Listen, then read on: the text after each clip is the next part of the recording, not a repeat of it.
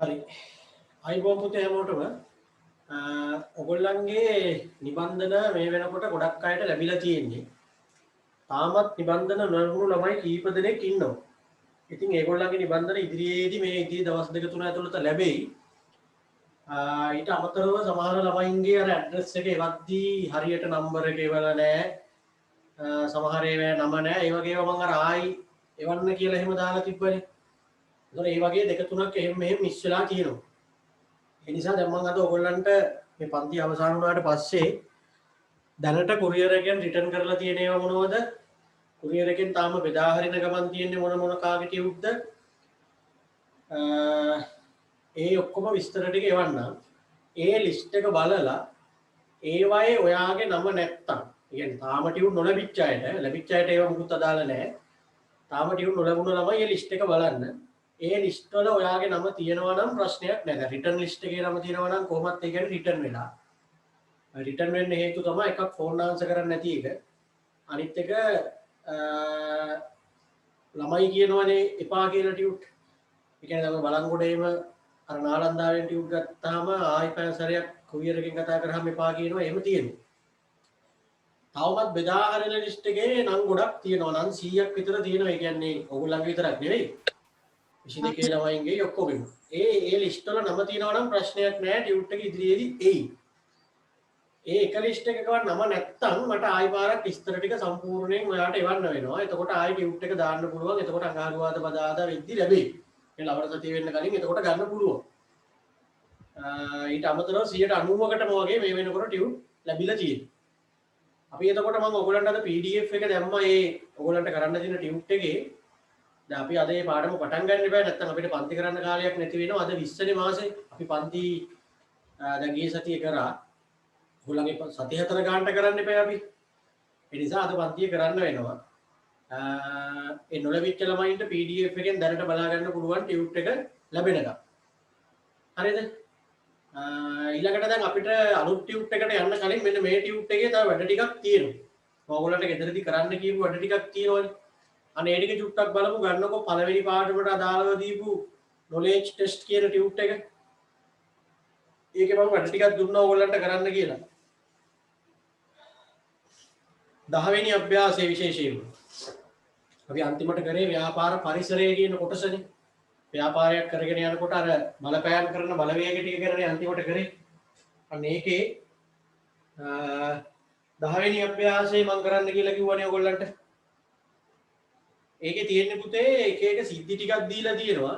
ඒ සිද්ධි වලට අදාළ වෙන සාර්ව පරිසර බලවේගය මොකක්ද? එහෙම නැත්නම් සාර්ව කියලාම නෙමෙයි ව්‍යාපාර පරිසරයේ පාඩමේදී අපි ඉගෙන ගත්ත විදිහට මොන පරිසරයේද මේ සිද්ධියට අදාළ වෙන්නේ කියලා ඔයගොල්ලෝ ලියන්න ඕනේ. ඒකේ පළවෙනි සිද්ධියේ තියෙනවා දේශපාලන පක්ෂයක විරෝධතා පාගමනක් හින්දා එදින කොළඹ ප්‍රදේශයේ වෙළඳසල් භූමියක් වසා තිබෙනු දක්නට ලැබුණි. එතකොට මෙතෙන්දි ව්‍යාපාරයක් විදිහට බලපාලා තියෙන්නේ. කියන්නේ ව්‍යාපාර වලට බලපාලා තියෙනවා නම් බලපාලා තියෙන්නේ මොන පරිසරයේ සාධකයක්ද? ඒක තමයි ඔයගොල්ලෝ ගලපලා ලියන්න ඕනේ. සාර පරිසර බලවේග 8ක් කතා කරා. ආසන්න පරිසර බලවේග 5ක් කතා කරා. අභ්‍යන්තර පරිසර බලවේග 6ක් කතා කරා. ඒ වයින් මේකට අදාළ වෙන්නේ මොකද්ද? මේකට අදාළ වෙන්නේ සාර්ව පරිසරය, දේශපාලන පරිසරය. ඒ කියන්නේ සාර්ව පරිසරයේ දේශපාලන පරිසරය කියලා ලියන්න ඕනේ. පළවෙනි සිද්ධියට අදාළ වෙන්නේ ඒක. සාර්ව පරිසරයේ දේශපාලන පරිසරය තමයි පළවෙනි එකට අදාළ වෙන්නේ. අපි දැන් මේ කතා කරන්නේ නොලෙජ් ටෙස්ට් කියන ටියුට් එකේ මෙන්න මේ ටියුට් එකේ 10 වෙනි අභ්‍යාසය 7 වෙනි පිටුව. 7 වෙනි පිටුවේ තියෙන 10 වෙනි අභ්‍යාසය. එතකොට ඒකේ පළවෙනි එකට උත්තරය එන්න ඕනි සාර්ව පරිසරය දේශපාලන පරිසරය දෙකම තියෙන්න ඕනේ. يعني ප්‍රධාන පරිසරය ගත්තාම සාර්ව පරිසරය ඒකේ දේශපාලන පරිසරය. දෙක මුද්‍රණාලයක් පවත්වාගෙන යන ආකාශ මහතා නිතරම ගණදෙනුකරුවන්ගේ චෝදනාවට ලක්වන්නේ ඇනවුම් කලට වේලාවට සැපයීමට නොහැකි වීම නිසායි. මේ සම්බන්ධයෙන් ඔහු නිතරම මැසිවිලි නගන්නේ තමාට කඩදාසි සපයන ව්‍යාපාරිකයන්. කලට වේලාවට කඩදාසි සපයීම ප්‍රමාද කිරීම හේතුවෙන් මේ තත්ත්වය ඇති වී ඇති බවයි. එයා නිතරම ගණදෙනුකරුවන්ගේ චෝදනාවට ලක් වෙනවලු ඕඩර් වෙලාවට දෙන්නේ නැහැ කියලා. එයා මේකට හේතුව හැටියට කියන්නේ එයාගේ සැපයුම් කරුවෝ කරට වෙලාවට බඩු දෙන්නේ නැහැ කියලාලු. එහෙනම් එතකොට මෙතෙන්දී එයාට බලපාලා තියෙන පරිසර බලවේගය මොකද්ද? ආසන්න පරිසරය සැපයුම් කරුවන්. ආසන්න පරිසරයේ සැපයුම් කරුවන් කියන බලවේගය. ආසන්න පරිසරයේ සැපයුම් කරුවන් කියන බලවේගය තමයි එයාට බලපාලා තියෙන්නේ. ආසන්න පරිසරයේ සැපයුම් කරුවන් කියන බලවේගය. 3 ඩයලොග් සැටලයිට් භාවිතය දිනෙන් දින වැඩි වීම නිසා ඇන්ටනා නිෂ්පාදනය අලවිය ශීඝ්‍රයෙන් අඩු වෙමින් පවතී. සැටලයිට් එක මාකට් වෙන්න ඇන්ටනා මාකට් එක වහිනවා. මෙතෙන්දි බලපාලා තියෙන පරිසරයේ ළමයින්ට දෙවිදිහකට මතක් වෙන්න පුළුවන්. සමහර ළමයින්ට මතක් වෙන්න පුළුවන් සාර්ව පරිසරයේ තියෙන තාක්ෂණික පරිසරය. ඒකත් හරි. මොකද ඇන්ටනාව මාකට් එකෙන් අයින් වෙලා අයින් උනේ සැටලයිට් කියන තාක්ෂණය ආපු හින්දානේ. එතකොට ඒ උත්තරෙත් හරි. සාර්ව පරිසරය තාක්ෂණික පරිසරය. තව උත්තරයක් ඕන නම් ළමෙක්ට හිතන්න පුළුවන් ආසන්න පරිසරය ආදේශක නිපදවන්නන්. ආදේශකනේ ඇන්ටනාවයි සැටලයිට් එකයි. ඒ නිසා ආසන්න පරිසරයේ ආදේශක නිපදවන්නන් කියලා ළමෙක්ට හිතන්න පුළුවන්. හරි. ඊළඟට 4 රට පුරා කේල්සුප වෙළඳසැල් හරිත සංකල්පයකට අවතීර්ණ වෙමින් සිය වෙළඳසැල් සියල්ල ගොඩ පැහැයෙන් වර්ණ ගන්වමින් ව්‍යාපාරයේ ඇතුළතද පරිසර හිතකාමී ලෙස කටයුතු කිරීමේ ප්‍රවණතාවයක් දක්නට ඇත. මෙම තත්ත්වය කාගිල් සුපිරි වෙළඳසැල් වලට බලපාන්නේ කුමන පරිසර සාධකයක් ලෙසද? එතකොට කීල්ස්ලගේ මේ වෙච්ච වෙනස මේ හරිත සංකල්පය කාගිල්ස්ලට බලපාන්නේ කොයි විදිහටද? මොන පරිසරයෙන් එන සාධකයක් විදිහටද? ඒක බලපාන්නේ ආසන්න පරිසරය තරඟකරුවන් කියන සාධකය. අර නිකන් හරිත කතන්දර තියෙන හින්දා ස්වභාවික පරිසරය කියලා එහෙම ලියන්න එපා. ස්වභාවික පරිසරයේ කේස් එකක් නෙවෙයි එතන තියෙන්නේ. ඒක තරඟකරුවෝනේ එතන. කාගිල්ස්ලට කීල්ස් කියන්නේ තරඟකරුවෝ. ඒක ආසන්න පරිසරයේ තරඟකරුවන් කියන සාධකය තමයි එන්නේ. තරඟකරුවා. ඊළඟට රත්නපුර සමන් දේවාලයේ වාර්ෂික පෙරහැර මංගල්‍ය මේ මාස 21 වෙනිදා සිට ආරම්භ වීමට නියමිතව ඇත. එතකොට ඒක ව්‍යාපාරිකයන්ට එන්නේ මොන පරිසර බලවේගයක් විදිහටද? සාර්ව පරිසරය, සමාජ හා සංස්කෘතික පරිසරය. සාර්ව පරිසරය ඒකේ සමාජ හා සංස්කෘතික පරිසරය. තමයි මෙතන බලපාලා තියෙන්නේ.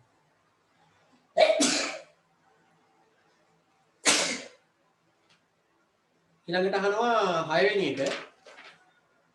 අතීතයේදී වාණිජ බැංකුවල දිගු පෝලිම් දැකගත හැකි වත් වර්තමානය වන විට බැංකුවල ස්ථාපිත කර ඇති මුදල් තැන්පතු යන්ත්‍ර ස්වයංක්‍රීය ටෙලර් යන්ත්‍ර ආදිය නිසා පෝලිම් ක්‍රමය අඩු වෙමින් පවතී. අතීතයේදී තිබ්බනේ වාණිජ බැංකුවල එහෙම නැත්නම් බැංකුවක් ගත්තාම සාමාන්‍යයෙන් එන දිග පෝලිම්. දැන් මේ පෝලිම් ක්‍රමය අඩු වෙලා තියෙනවලු අර බැංකු ඉස්සරහා මැෂින් හයි කරලා දෙන ඉන්න. ඒතර මේක මොන පරිසරයෙන් ආපු බලවේගයක්ද? සාර්ව පරිසරය, තාක්ෂණික පරිසරය. සාර්ව පරිසරය, තාක්ෂණික පරිසරය. සාර්ව පරිසරය, තාක්ෂණික පරිසරය තමයි මෙතන බලපාලා තියෙන්නේ. ඊළඟට අහනවා සෑම වෙළඳසැලකම ඇති කිරුම් මිනුම් උපකරණ වසරකට වරක් සිය උපකරණ පරීක්ෂා කර රජයේ මුද්‍රාව ලබා ගත යුතු වීම. කඩවල් එහෙම තියෙන කට්ටිය දන්නවා ඕගොල්ලන්ගේ කඩවල් වල තියෙන තරාදි දැන් නම් තියෙන ඉලෙක්ට්‍රොනික තරාදිනේ. ඒ මොන තරාදි වුණත් අවුරුද්දකට සැරයක් ගිහිල්ලා සීල් තියන්න එපා. ඔයගොල්ලන්ගේ අර මොකද්ද අනුමැතියක් අරන් එන්න එපා. ඒතකොට ඒක ඇවිල්ලා මොන පරිසරයේ සාධකයක්ද? සාර්ව පරිසරය, නෛතික පරිසරය. සාර්ව පරිසරය, නෛතික පරිසරය. සාර්ව පරිසරය, නෛතික පරිසරය.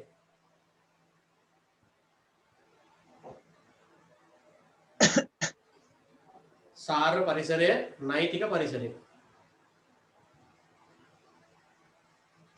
ඊළඟට තියෙනවා පවතින දැඩි නියඟය නිසා දේශීය රුපියලේ විදේශීයගේ ඉතාමත් පහළ බැස ඇති තත්ත්වයක් දක්නට ඇත. එන්නම ඩොලරයගේ ඉහළ යනවා. එතකොට මේක මොන පරිසරයේද? සාර්ව පරිසරය, ආර්ථික පරිසරය. සාර්ව පරිසරය, ආර්ථික පරිසරය. සාර පරිසරය තමයි ඒකේ ආර්ථික පරිසරය. ඊළඟට පවතින දැඩි නියඟය නිසා බොහෝ ප්‍රදේශවල වගා කටයුතු ආදී අඩපණ වී ඇත. එහෙමනම් සාර පරිසරයේ ස්වභාවික පරිසරය. සාර පරිසරයේ ස්වභාවික පරිසරය තමයි එතන බලපාලා තියෙන්නේ. සාර පරිසරයේ ස්වභාවික පරිසරය. ඊළඟ 10 සිංගප්පූරුව සමග අත්සන් කිරීමට යන ගිවිසුම නිසා දේශීය සම්පත් පිටරටවලට ඇදී යන බවට ඇතමුන් චෝදනා කරයි. ඒක ඇවිල්ලා සාර්ව පරිසරයේ ගෝලීය පරිසරය. සාර්ව පරිසරයේ ගෝලීය පරිසරය.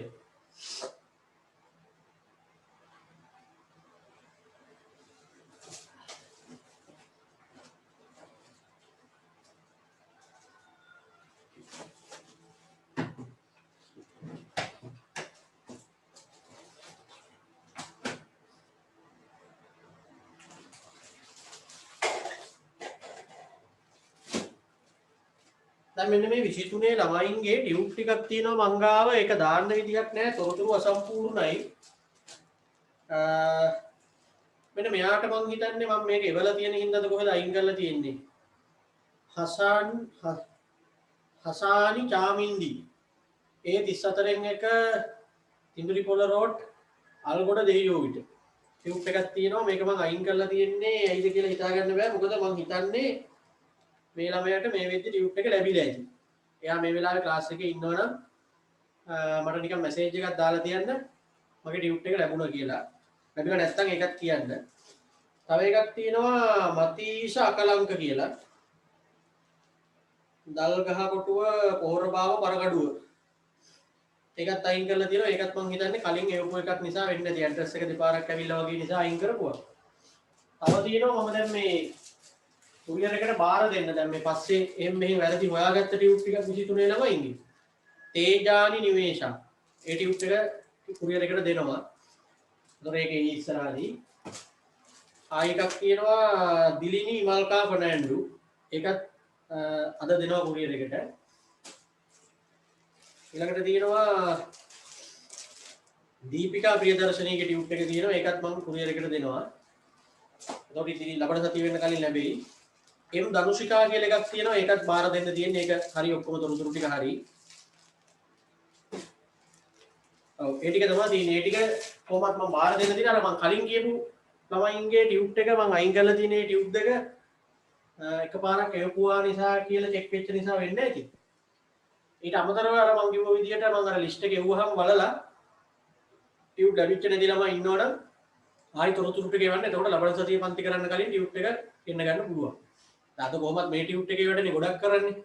අරක නිකන් අපිට පටන් ගන්න පුළුවන් වුණොත් පටන් ගන්න. අභ්‍යාසංග 11 කරන්න කිව්වනේ. අභ්‍යාසංග 11 බලන්න. සාර පරිසර බලවේග අතර අන්තර් සම්බන්ධයක් දැකිය හැකි උදාහරණ දෙකක් දෙන්නන්නේ කොහොමද ප්‍රශ්නයක්. දැන් ළමයි අපි සාර පරිසර බලවේග කතා කරානේ 8ක්. චුට්ටක් මතක් කරන්න මොනවද ඒ සාර පරිසර බලවේගට? ප්‍රජා පරිසරය, දේශපාලන පරිසරය, නෛතික පරිසරය, ස්වභාවික පරිසරය, තාක්ෂණික, ආර්ථික, සමාජ හා සංස්කෘතික, ගෝලීය. අපි වෙන වෙනමනේ මේවා කතා කරේ. ප්‍රජා පරිසරය ගැන වෙනම කතා කරා. ස්වභාවික පරිසරය ගැන වෙනම කතා කරා. වෙන වෙනමනේ කතා කරේ. අපිට කියනවා මේවා වෙන වෙනම කතා කරාට මේ පරිසර බලවේග අතර අන්තර් සම්බන්ධයක් දකින්න පුළුවන්. වෙන වෙනම කතා කරාට මේ පරිසරයන් අතර අන්තර් සම්බන්ධයක් දකින්න පුළුවන්ලු. ඒක උදාහරණයකින් පෙන්නන්න. ඔය වගේ ප්‍රශ්නයක් ආවොත් ළමෙක්ට එකපාරට ලියා ගන්න බෑ නිකන් කොර වෙනවනේ තාත්තා කොහේ මොකක්ද අහලා තියෙන්නේ කියලා. පරිසර බලවේග වෙන වෙනම ඇහුවනම් ලියුව හැකියි. ඒවැ උපසාධක ඇහුවත් ලියුව හැකියි. හැබැයි මේ විදිහට අහන්න. ඒ තමයි උසස් පෙළ කියන්නේ. ඉතින් අපි හිතලා බලලා විශ්ලේෂණය කරලා උත්තර හදා ගන්න ඕනේ. BS වල විශේෂයෙන්. අපි ඔතන පෙන්වන්න ඕනේ පුතේ ඔය පරිසරයන් 8ක් කතා කරේ අපි. ඒ පරිසරයන් 8න් දෙක ඔක්කොම 8ම සම්බන්ධ වෙන උදාහරණ ඕනේ නැහැ. අඩුම තරමේ පරිසරයන් දෙකක් හෝ තුනක් එකට සම්බන්ධ වෙන අවස්ථාවකට උදාහරණයක් මේ ඉල්ලන්නේ. පරිසරයන් ගැන වෙන වෙනම කතා කරාට ඒවා අතරේ අන්තර් සම්බන්ධයක් තියෙනවා කියන්නේ ඒකයි. හරි? ඒ අන්තර් සම්බන්ධයක් තියෙනවා කියන එක අපි පෙන්වන්න ඕනේ. දැන් බලන්න එකපාරට ළමෙන්ට කිසිම උත්තරයක් මතක් වෙන්නේ නැහැ ඔකට දැන්. අමාරු ප්‍රශ්නයක්. කොහොමද මේ පරිසර දෙක තුනක් එකට සම්බන්ධ වෙන අවස්ථාවක් කියන්නේ මොන වගේ අවස්ථාවක්ද? දැන් මම එක උදාහරණයක් කියන්නම්කෝ මෙහෙම. ඔන්න රත්නපුරේ මැණික් ඉල්ලමක් මතුවෙනවා කොහේ හරි. රත්නපුරේ කොහේ හරි දිහාවක මැණික් ඉල්ලමක් මතුවෙනවා. මට කියන්නකෝ මැණික් ඉල්ලමක් මතුවෙන එක මොන පරිසරයේද? ස්වභාවික පරිසරය. මැණික් ඉල්ලමක් මතුවෙන එක මොන පරිසරයේද? ස්වභාවික පරිසරයේ. එතකොට මැණික් ඉල්ලමක් මතු වුණාම මිනිස්සු පතල් හාරන්න එපා. ඒ පතල් කපන්න ලයිසන් ගන්න ඕනේ. පතල් කපන්න නම් ලයිසන් එකක් ගන්න ඕනේ. එහෙමනම් පතල් කපන්න ලයිසන් ගන්න එක මොන පරිසරයේද? පතලක් කපන්න ලයිසන් එකක් ගන්න වෙනවා නම් ඒක මොන පරිසරයේද? ඒක නෛතික පරිසරය. දැක්කද? ස්වභාවික පරිසරය නිසා මැණික් ඉල්ලම මතු වුණා. නෛතික පරිසරයට අනුව ලයිසන් එකක් ගන්න වුණා. කොහොම හරි මිනිස්සු දැන් පතල් කපලා මැණික් හම්බ වෙලා තමන්ගේ ක්‍රය ශක්තිය වැඩි වෙනවා. මිලදී ගැනීමේ හැකියාව වැඩි වෙනවා. ඉතින් මැණිකක් හම්බුණා කියලා කියන්නේ මිනිස්සු පොසත් වෙනවනේ. එතකොට ඇවිල්ලා මිනිහෙක්ගේ ක්‍රය ශක්තිය වැඩි වෙනවා නම් ඒක මොන පරිසරයේද? ආර්ථික පරිසරය. දැක්කද? පරිසර තුනක් එක සිද්ධියකින් සම්බන්ධ වුණා. අන්න එහෙම සිද්ධියක් නෙමෙයි ඉල්ලන්නේ. ළමෙක්ට ඉතින් එක පාට ඔය වගේ උත්තරයක් ගොඩනගා ගන්න අමාරුයි. ඒ වුණාට ඒ ලෙවල් වල එහෙම ප්‍රශ්න තමයි අහන්නේ. ස්වභාවික පරිසරය නිසා මැණික් ඉල්ලම වතු වෙනවා. නෛතික පරිසරයට අනුව ලයිසන් එකක් ගන්න වෙනවා. මැණික් හම්බ වෙලා ක්‍රය ශක්තිය කියලා යනවා. ස්වභාවික පරිසරය, ආර්ථික පරිසරය, නෛතික පරිසරය. ඔන්න එක උදාහරණයක්. තව එකක් ගත්ත හැකිනේ මෙහෙම රටේ ජනගහනය වැඩි වෙනවා. රටේ ජනගහනය වැඩි වෙන එක මොන පරිසර සාධකයක්ද? රටේ ජනගහනය වැඩි වෙන එක මොන පරිසර සාධකයක්ද? ස්වභාවික පරිසරය එහෙම නෙමෙයි. ජනගහනය වැඩි වෙන්නේ නැහැ ස්වභාවික පරිසරය අනුව. ජනගහනය වැඩි වෙන එක ප්‍රජා පරිසරය. ජනගහනය වැඩි වෙන එක ප්‍රජා පරිසරය. ස්වභාවික හේතුන් මත ළමයි හම්බ වෙන්නේ නැහැ නේ. හරි. ඒක ඇවිල්ලා ප්‍රජා පරිසරය. එතකොට ජනගහනය වැඩි වෙන එක ප්‍රජා පරිසරය හරි. ජනගහනය වැඩි වෙන්න ස්වභාවික සම්පත් භාවිතය වැඩි වෙනවා. මොකද රටේ ජනගහනය වැඩි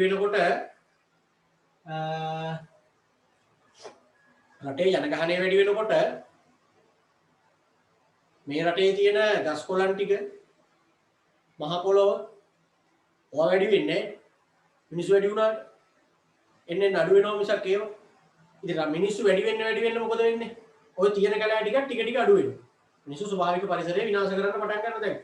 අතීතයට වඩා ස්වභාවික පරිසරයට වෙන හානිය වැඩි වෙලා තියෙන්නේ ඒක. මිනිස්සු වැඩි හින්දානේ. අතීතයේ ගමක් ගත්තාම ගෙවල් පොඩ්ඩයි තියෙන්නේ. ඉතින් ওই මිනිස්සු පොඩි පැලක් කටවගෙන ඉතින් ඔහෙ ජීවත් වුණා. කැලෙත් එක්කම ජීවත් වුණා. ඉතින් හේනක් කරගෙන කාලා බීලා. මිනිස්සු වැඩි වෙන්න ඕගොල්ලන්ගේ ගෙදර උනත් බලන්න දැන් ඕගොල්ලන්ගේ ගෙදර ළමයි ඉන්නවා නම් 3 දෙනෙක්. ඕගොල්ලන්ගේ අම්මයි තාත්තයි උත්සාහ කරන්නේ ඔය ළමයි 3 දෙනාටම ගෙවල් 3ක් හදන්න. තියෙන එක එකට දුන්න හැකි අනිත් 3 දෙනාට ගෙවල් 2ක් හදලා දෙන්න බෑද? ඉතින් තාත්තලා අම්මලා හැම වෙලේම උත්සාහ කරනවා තව කොහෙන් හරි ඉඩම් කෑල්ලක් ගන්න. ඊට පස්සේ ඉතින් ඒ ඊටම ගෙයක් හදලා දෙන්න. එතකොට ඉතින් ටික ඔයගොල්ලන්ගේ ගමේ ගෙවල් ටික වැඩි වෙනවා. ගෙවල් ටික වැඩි වෙනකොට ස්වභාවික සම්පත් ටික එන්න අඩු වෙනවා. තියෙන කැලෑ කප එපා හදන්න. කැලෑ කපලා ගේ හදන්න විතර නෙවෙයි කැලෑ කපන්න ඊළඟට පාර හදන්න. ඊළඟට ගෙදරට ලයිට් කරන්ට් එක ගන්නවා. ඒ කියන්නේ පුතේ රටේ ජනගහනය වැඩි වෙනකොට අනිවාර්යයෙන්ම ස්වභාවික පරිසර හානිය වැඩි වෙනවා. ඒ කියන්නේ දැන් ඔය ඉන්දියාවේ එහෙම ජනගහනය වැඩි හින්දානේ ඔක්සිජන් එහෙම නැති කේස් තියෙන්නේ. ඒගොල්ලන්ගේ රටට අවශ්‍ය වෙන ඔක්සිජන් ප්‍රමාණය ස්වභාවික පරිසරයෙන් දෙන ටික මදි. මොකද ස්වභාවික පරිසරයෙන් දෙන ඔක්සිජන් ප්‍රමාණයට වඩා මිනිස්සු ඉන්නේ. මිනිස්සු වැඩි වෙනකොටනේ ගස් කොළන් ටික එහෙම ටික ටික අඩු වෙන්නේ. දැන් අපිටත් ඕක තමයි ඉදිරියේදී වෙන්නේ. මේ විදියට මිනිස්සු මේක එක බොරු කියා කැලවල ටික කපාගෙන ගියොත් අර ආණ්ඩුවේ මේ ආණ්ඩුවට බැන මේ ආණ්ඩුවෙන් අර ආණ්ඩුවට බැන දෙකෙන්ම කැල කපනවනේ. අන්තිමට වෙන්නේ අපිට උස්ම ගන්න ඔක්සිජන් නැති වෙයි. අර එක මොකද මන්ත්‍රී කෙනෙක් දැම තියෙද්දි ඇහුවේ ඔක්සිජන් කන්නද කියලා. ඒ જાතියේ උන්නේ අපේ රටවල් වල ඉන්නේ. ඉතින් එහෙම වෙලා ජනගහනය වැඩි වෙනකොට කොහොමද ස්වභාවික පරිසරයට වෙන හානිය වැඩි වෙනවා. එතකොට පරිසර දෙකයි. ජනගහනය වැඩි වෙන එක ප්‍රජා පරිසරය. ස්වභාවික පරිසරයට හානි වෙනකොට ඒක ස්වභාවික පරිසරය. ස්වභාවික පරිසරයේ හානිය වැඩි වෙන්න රජයට නිකන් බලන් ඉන්න බෑ. රජයක් හැටියට රජයකට නිකන් බලන් ඉන්න බෑ. එතකොට රජයට සිද්ධ වෙනවා ඒකට අදාළ නීති රීති ගේන්න. රජයට සිද්ධ වෙනවා ඒකට අදාළව නීති රීති ගේන්න. එහෙනම් රජයේ නීති රීති ගේන එක නෛතික පරිසරය. ඔන්න එකක්. තව උදාහරණයක්. උදාහරණ දෙකක් කිව්වා. අපිට මේ පෙන්වන්න කියන්නේ සාර්ව පරිසර බලවේගයන් අතර අන්තර් සම්බන්ධයක් තියෙනවා කියලා පෙන්වන්නලුනේ. සාර්ව පරිසර තත්ත්වයන් දෙකක් හරි තුනක් හරි එකට සම්බන්ධ වෙන අවස්ථාවක් තමයි ඉල්ලන්නේ. එකක් තමයි මැණික් කිල්ලම මතුවෙන එක හරිනේ. දෙවෙනි එක තමයි දැන් කිව්වේ රටේ ජනගහනය වැඩි වෙන එක. එතකොට එතන පරිසරයන් දෙක තුනක් එකට යනවා. අනික දැන් ඔයා නිකන් හිතන්න විවාහ මංගල උත්සවයක් ගැන. විවාහ මංගල උත්සවයක් ගත්තහම එතනත් එක පරිසරයක් නෙවෙයි නේද? දෙන්නෙක් විවාහ වෙනවා නම් මෙතන විවාහයේ ලියාපදිංචි කිරීම මොන පරිසරයේද? විවාහය රෙජිස්ටර් කරන එක නෛතික පරිසරය. ඒක රටේ නීතියක්නේ. අසාධ බදිනකොට ඒක රෙජිස්ටර් කරන්න එපා. ඒක නෛතික පරිසරය. එතකොට විවාහ මංගල උත්සවයකදී කරන අනිකුත් චාරිත්‍ර වාරිත්‍ර ටික මොන පරිසරයේද? ඔය අෂ්ටක කියන ඒවයි එක එක විදිහේ ඇඳුම් අඳිනවා. එතකොට ඔය මේ පෝරුවට නගිනවා නම් මනම් ඕවා. ඒවෙවිලා සමාජ හා සංස්කෘතික පරිසරය. එතන පරිසර දෙකක් තියෙනවා. විවාහ මංගල උත්සවයක් ගත්තාම එතන පරිසරයන් දෙකක් එතන තියෙනවා. හරිනේ? ඒ තව එකක්. තව එකක් ඕනනම් බැංකුවක මුදල් තැන්පතු යන්ත්‍රයක් සවි කිරීම. මෙතන තියෙන පරිසරයන් දෙක මොකක්ද කියන්නේ? මුදල් තැන්පතු යන්ත්‍රයක් සවි කරනවා කියලා කියන්නේ එතන තාක්ෂණික පරිසරයේ තියෙනවා. මුදල් තැන්පතු යන්ත්‍රයක් හයි කරන්න නම් මහා බැංකුවෙන් අවසර ගන්න ඕනි. මහා බැංකුවෙන් අවසර ගන්න ඕනි කියන්නේ නෛතික පරිසරය. එතන තියෙනවා තාක්ෂණික පරිසරයයි නෛතික පරිසරයයි දෙක. අපි ඔන්න වගේ උදාහරණ දෙකක් ලියා ගමු. දැන් ලියන්න මෙහෙම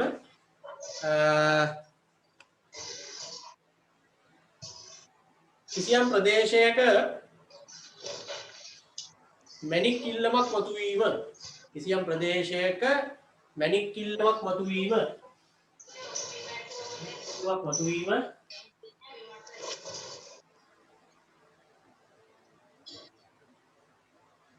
ස්වභාවික පරිසරය වන අතර මැණික් කිල්ලමක් මතුවීම ස්වභාවික පරිසරය වන අතර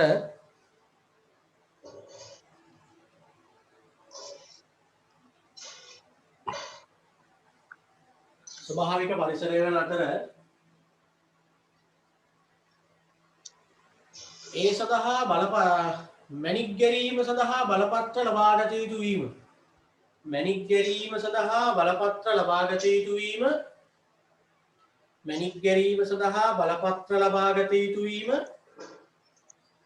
මැණික් ගැරීම සඳහා බලපත්‍ර ලබාගත යුතු වීම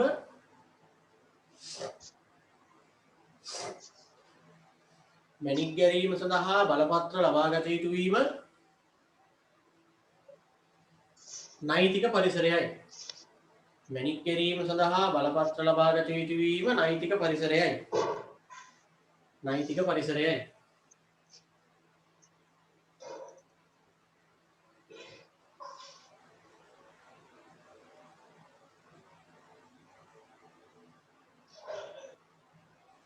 මැණික් ලැබීමෙන් ක්‍රය ශක්තිය ඉහළ යාම. මැණික් ලැබීමෙන් ක්‍රය ශක්තිය ඉහළ යාම. මැණික් ලැබීමෙන් ක්‍රය ශක්තිය ඉහළ යාම. මැණික් ලැබීමෙන් ක්‍රය ශක්තිය ඉහළ යාම. මැණික් ලැබීමෙන් ක්‍රය ශක්තිය ඉහළ යාම. මැණික් ලැබීමෙන් ක්‍රය ශක්තිය ඉහළ යාම ආර්ථික පරිසරයයි.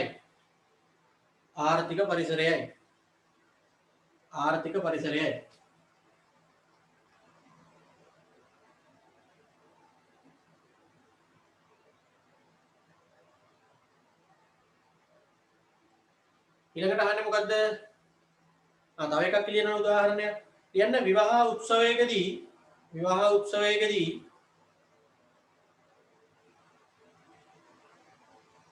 විවාහ උත්සවයකදී විවාහය ලියාපදිංචි කිරීම විවාහ උත්සවයකදී විවාහය ලියාපදිංචි කිරීම විවාහ උත්සවයකදී විවාහය ලියාපදිංචි කිරීම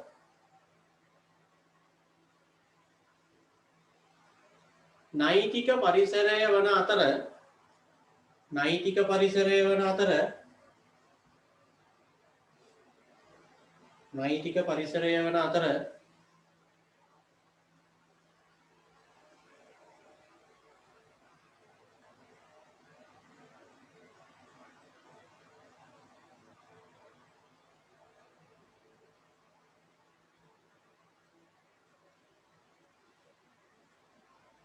එහිදී කරන අනෙකුත් චාරිත්‍ර වාරිත්‍ර එහිදී සිදු කරන අනෙකුත් චාරිත්‍ර වාරිත්‍ර එහිදී සිදු කරන අනෙකුත් චාරිත්‍ර වාරිත්‍ර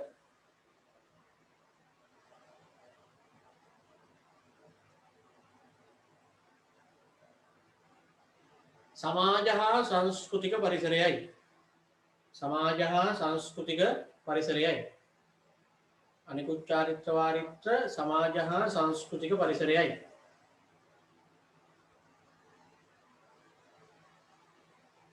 සමාජ හා සංස්කෘතික පරිසරයයි හරිනේ ආයේ උදාහරණ දෙක හරි අභ්‍යාසංග 12 තියෙනවා ස්තම් පුරෝණේව ඒවැ නම් සමහර ඒවා අපි කරලා ඇත්තේ දැන් කරපුවා නොකරපුවා තෝරගන්න බැරි හින්දා මම ටක් ගාලා ඔක්කොටම උත්තර ටික කියාගෙන යන්නම් අභ්‍යාසංග 12 පළවෙනි එක ව්‍යාපාර කර්මාන්ත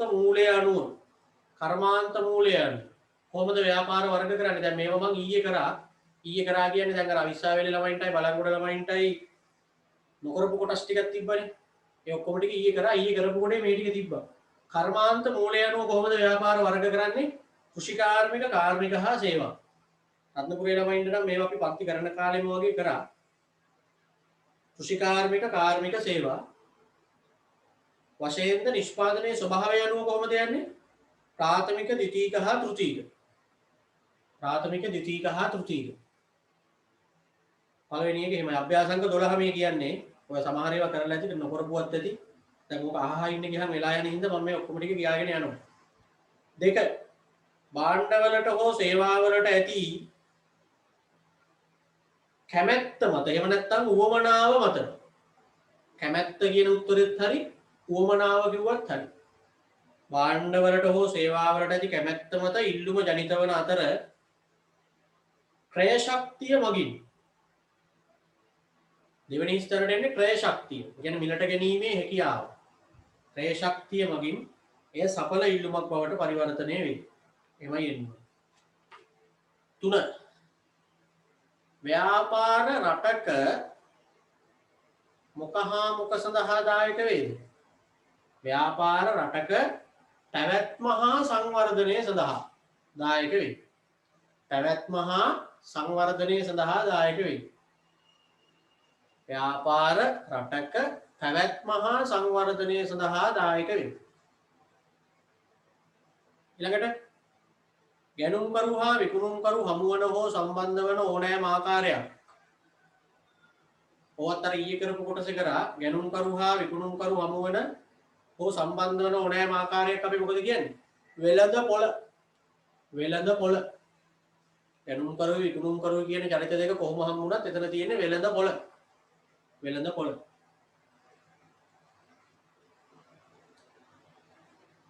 5. අනුව නිෂ්පාදිත භාණ්ඩ හා සේවා වශයෙන් වර්ග කරන්න පුළුවන්. මොක අනුවද? ස්පෘශ්‍යතාවය අනුව. ස්පෘශ්‍යතාවය කියන්නේ අතින් අල්ලන්න පුළුවන්ද ඇහැට පේනවද කියන එකනේ. ස්පෘශ්‍යතාවය අනුව තමයි එතකොට අපි නිෂ්පාදිත කොටස් දෙකකට බෙදන්නේ භාණ්ඩ හා සේවා කියන්නේ. ස්පෘශ්‍යතාවය අනුව වර්ග කළ හැකි අතර සේවාවල ආයි කෑලි දෙකක් කියලා දුන්නානේ. මොකද්ද සේවාවල එන කෑලි දෙක? වාණිජ සේවා, ඍජු සේවා. ඊයේත් කතා කරා. වාණිජ සේවා, ඍජු සේවා. වාණිජ සේවා, ඍජු සේවා. වාණිජ සේවා, ඍජු සේවා. ඊළඟට නිෂ්පාදකයාගේ සිට පාරිභෝගිකයා දක්වා සිදුවන භාණ්ඩ හා සේවා හෝමාරුවට අදාළ සමස්ත ක්‍රියාවලිය. නිෂ්පාදකයෙක් ඉඳලා පාරිභෝගිකයන්ට භාණ්ඩ හා සේවා ගලාගෙන යන සමස්ත ක්‍රියාවලියට මොකද්ද කියන්නේ? වාණිජ්‍ය කොමස්. 7 වෙළඳපොළ ස්ථානයේ වෙළඳපොළ අවකාශයේ බවට ක්‍රමයෙන් පරිවර්තනය වීමට බලපෑ ප්‍රධානතම සාධකය තොරතුරු තාක්ෂණය. ස්ථානීය වෙළඳපොළ අවකාශ වෙළඳපොළ තුනේ වෙළඳපොළ බවට පත් වුණේ ඒකින්ද තොරතුරු තාක්ෂණය නිසා.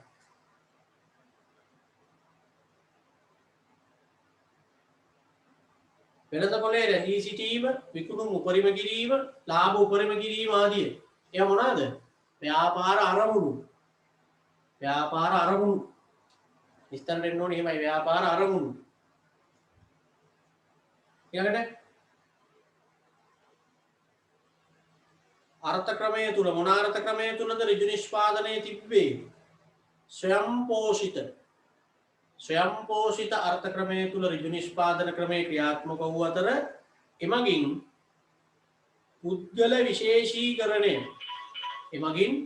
පුද්ගල විශේෂීකරණය ඇති වූ බව කිව හැකිය.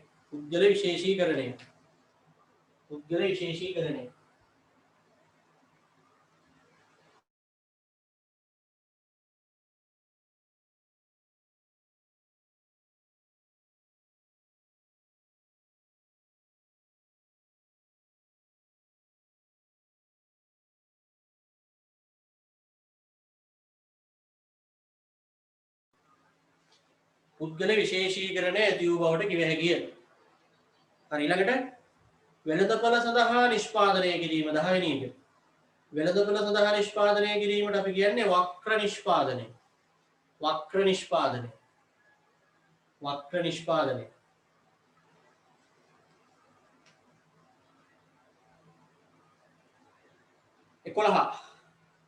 භාවිතය අනුව පාරිභෝගික භාණ්ඩ. ඔය ටික නම් ඔයගොල්ලන්ට දැන් පළවෙනි පාඩමේ දෙන්නේ නැහැ. ඔය ටික දෙනවා අලෙවිකරණයේ පාඩමේදී දැන්. ඒ නිසා මම පළවෙනි පාඩමේ දුන්නේ නැහැ. එතකොට නිකන් කරුණු ටික වැඩි වෙන හින්දා. ඔය භාණ්ඩ බෙදන්න පුළුවන් කොටස් 4කට භාවිතය අනුව පාරිභෝගික භාණ්ඩ කොටස් 4 තමයි පහසු භාණ්ඩ, සාප්පු භාණ්ඩ, විශේෂිත භාණ්ඩ, නොසෙවූ භාණ්ඩ. පහසු භාණ්ඩ, සාප්පු භාණ්ඩ, විශේෂිත භාණ්ඩ, නොසෙවූ භාණ්ඩ. පහසු භාණ්ඩ, සාප්පු භාණ්ඩ, විශේෂිත භාණ්ඩ, නොසෙවූ භාණ්ඩ. පහසු භාණ්ඩ, සාප්පු භාණ්ඩ, විශේෂිත භාණ්ඩ, නොසෙවූ භාණ්ඩ. ඒ කියන්නේ ඒ ටික අලෙවිකරණයේ පාඩමේදී උගන්වනවා. දැන් අපි ගිය පාර එහෙමනම් ඔය විස්තර පළවෙනි පාඩමේදී දුන්නා.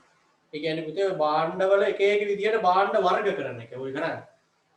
ටක් ගාලා වෙළඳපොළට ගිහිල්ලා ගන්න පුළුවන් ඒවා පහසු භාණ්ඩ කියන ඔය පෑනක්, පොතක්, ටොපියක්, චොකලට් එකක්, පත්තරයක්, ඒ වගේ දේවල් පහසු භාණ්ඩ ගියා ගත්තා. සාප්පු භාණ්ඩ කියන්නේ තෝර ඉඳලා ගන්න ඒවා. ටීවී එකක්, ඇඳුම්, පාවහන් ඔය වගේ දේවල් ටිකක් තෝරලා බලලා ගන්න. ෆෝන් එකක් ඒ වගේ සාප්පු භාණ්ඩ.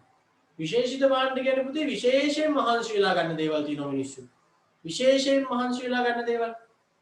ඒ කියන්නේ දැන් ඔය වාහනයක් ගන්න ගියාම නිකන් ගත්තා වගේ නෑ නේද ටීවී එකක් ගන්න ගියා වගේ. එතකොට ඔය සමරුම් පළකයක් වගේ එකක් හදා ගන්න ගියාම ඒවා නිකන් විශේෂිත භාණ්ඩ ටිකක් විශේෂ මහන්සියක් වෙන්න එපා. ගිහිල්ලා දවස් දෙපාර තුන් පාරේ වෙනුවෙන් යන්න වෙනවා. ගිහිල්ලා ඒවා හොයලා එහෙම සාප්පු භාණ්ඩ. විශේෂිත භාණ්ඩ. නොසෙවූ භාණ්ඩ කියන්නේ පුතේ කඩේ තිබ්බට අපි දන්නේ නැහැ තියනවා කියන්නේ. يعني කඩේ විකුණන්න තියෙනවා හැබැයි අපි දන්නේ නැහැ තියනවාද කියලා. දැන් අපි සමහර දේවල් තියෙන්නේ එහෙම නිකන්. ගියාම දැක්කහම තමයි අපි දන්නේ එහෙනම් මේවත් තියෙනවා කියන්නේ. එහෙම දේවල් කඩේ තියෙනවා කියලා අපි දන්නේ නැහැ. විශේෂයෙන් අලුතෙන් ආපු පොත් එහෙම ඔය කෘති. දැන් මම කියවනවා ෂර්ලොක් හෝම්ස්ගේ කතා. ඒ කාලේ ඉඳලා ඉස්කෝලේ යන කාලේ ඉඳලා. දැන් උනත් ඉතින් මම එයාගේ අලුතෙන් පොතක් ආව ගන්නවා. හැබැයි ඉතින් මම දන්නේ නැහැනේ මේ මොහොතේ ෂර්ලොක් හෝම්ස් පොතක් අලුතෙන් ඇවිල්ලාද කියලා. ටීවී එකක් දෙහෙම යන්නේ නැහැ නේ ඒවට. අන්න නොසෙවූ භාණ්ඩ. බුක් ෂොප් එකකට ගිය වෙලාවක තමයි මම දකින්නේ. ඒතර අලුතෙන් එන රක්ෂණ සහතික තියෙනවා. ඒවා අපි දන්නේ නැහැ. අන්න ඒවා නොසෙවූ භාණ්ඩ. හරි. වෙළඳපොලේ තියෙනවා. හැබැයි අපි දන්නේ නැහැ. අනිත් එක දැනගත්තත් ගේන්න උනන්දුවක් නැහැ.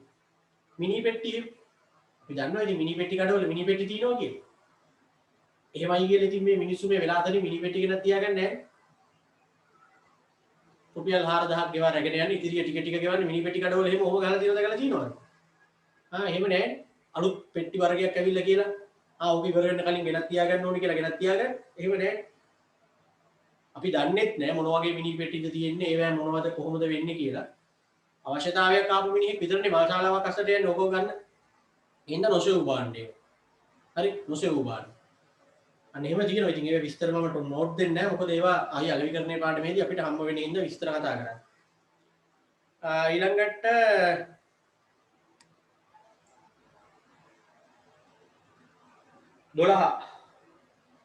මිනිස් අවශ්‍යතා හා වුවමනා.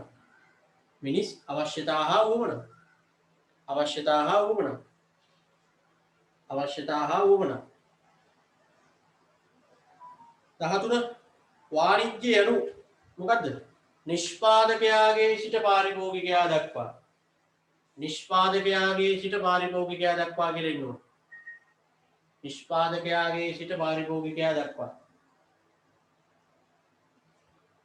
ඊළඟට 14 නිෂ්පාදනය ප්‍රාථමික ද්විතීයික තෘතීයික ලෙස වර්ග කිරීමේදී පතල් හා ගැනීම ප්‍රාථමික ද්විතීයික තෘතීයික කියලා වර්ග කරනකොට පුතේ පතල් හා ගැනීම යන්නේ කොහෙටද? ප්‍රාථමික. පතල් හා ගැනීම යන්නේ ප්‍රාථමික. අංශයට අයත් වන අතර විදුලිය ගෑස් ජලය. විදුලිය ගෑස් ජලය යන්නේ තෘතීයික. විදුලිය ගෑස් ජලය යන්නේ තෘතීයික.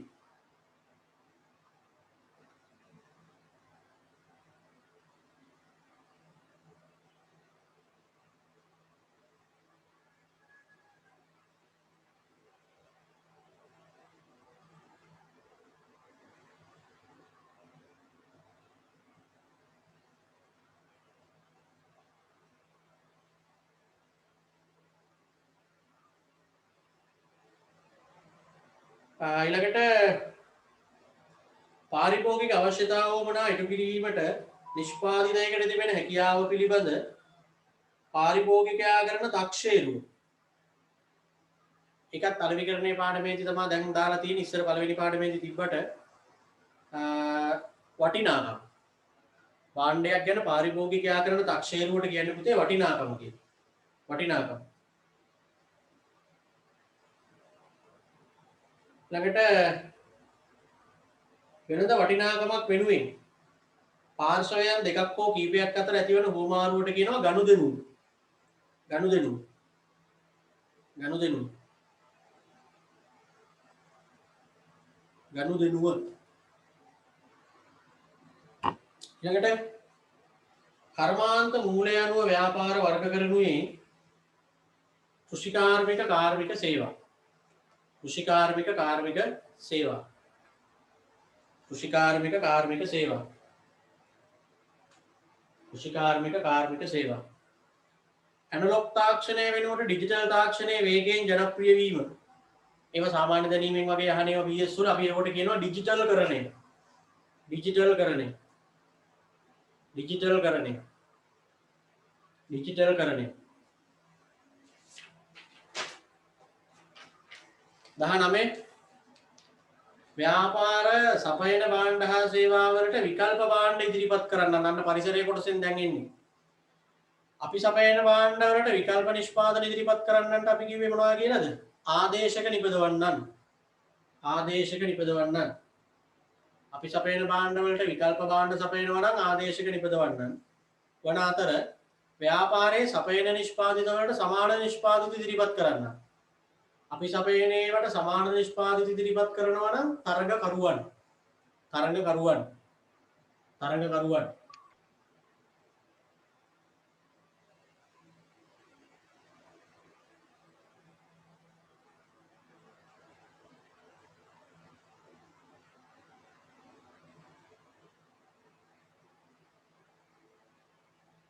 ඊළඟට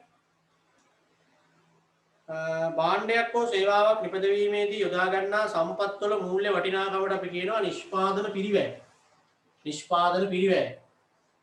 නිෂ්පාදන පිරිවැය. දැන් මේ කියන්නේ 20. 10 වෙනි පිටුවේ 20ට තමයි උත්තර කියන්නේ. මේ ළමයි සරින් සරේ ලෙෆ්ට් වෙලා අහපව වෙනවා. ඒකයි මම මතක් කරේ. මූල්‍ය වටිනාකමට අපි කියන්නේ නිෂ්පාදන පිරිවැය. 21 වෙළඳපොළ මුල් කරගෙන කරන නිෂ්පාදනය වක්‍ර නිෂ්පාදනය. වක්‍ර නිෂ්පාදනය වෙළඳපොළ මුල් කරගෙන කරනවා නම් වක්‍ර නිෂ්පාදනය. අයිතිය වෙනස් වීමත් සමග භාණ්ඩ මිලට ගැනීම හා විකිණීම අපි කියනවා වෙළඳාම්. වෙළඳාම්.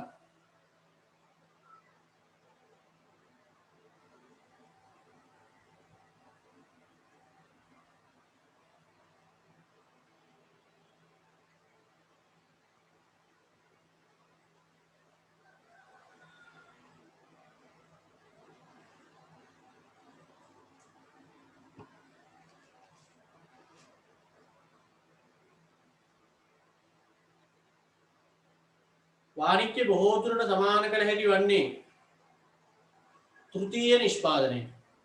වාණිජ්‍ය සමාන කරන්න පුළුවන් තෘතීය නිෂ්පාදනය. තෘතීය කියන්නේ අර ප්‍රාථමික ද්විතීයික තෘතීයික කියලා ගත්තහම සේවා ටිකටනේ. ඉතින් වාණිජ්‍ය තුල තියෙන්නේ පුතේ වෙළඳාම හා උපකාරක සේවා කියන දෙකනේ. එතකොට ඒවා සේවානේ දෙක. ඊළඟට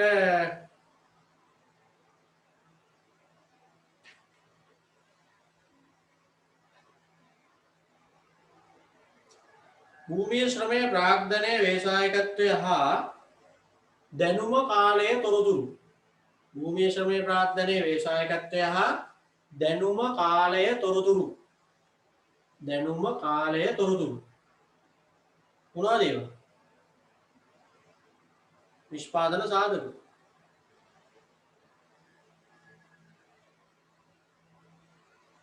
ඊළඟට ව්‍යාපාර ආයතනයේ ප්‍රයෝජනය සඳහා හෝ වෙනත් භාණ්ඩ නිපදවීම සඳහා යොදා ගන්නා දෑ අපි ඒවට කියනවා කාර්මික භාණ්ඩ කියලා. කාර්මික භාණ්ඩ. බිස්නස් වැඩවලට යොදා ගන්න භාණ්ඩ කාර්මික භාණ්ඩ. තමන්ගේ පරිහරණයට යොදා ගන්න ඒවා පාරිභෝගික භාණ්ඩ. එහෙමයි එන්නේ. ඒවත් අනවිකරණයේ පාඩමේ තියෙනවා. භාණ්ඩවල මිල හා ගුණත්වය විස්තර දෙන්න ඕනේ එහෙමයි. මිල හා ගුණත්වය සැසඳීමෙන් මිලදී ගන්න ඒවා තමයි සාප්පු භාණ්ඩ. මම කියවනේ ඒ ටික දැන් පළවෙනි පාඩමේ නැතුව අර අනිත් පාඩමේදී කියලා දෙනවා කියලා. සාප්පු භාණ්ඩ. මිල හා ගුණත්වය. මිල හා ගුණත්වය. 27 ව්‍යාපාරයක් ඉතා දිගු කාලයේදී තිබී යුතු තත්ත්වයේ පිළිබඳ ප්‍රවර්තකයන්ගේ මනසේම වෙන පැහැදිලි චිත්‍රය අපි කියනවා දැක්ම. දැක්ම. දැක්ම. දැක්ම.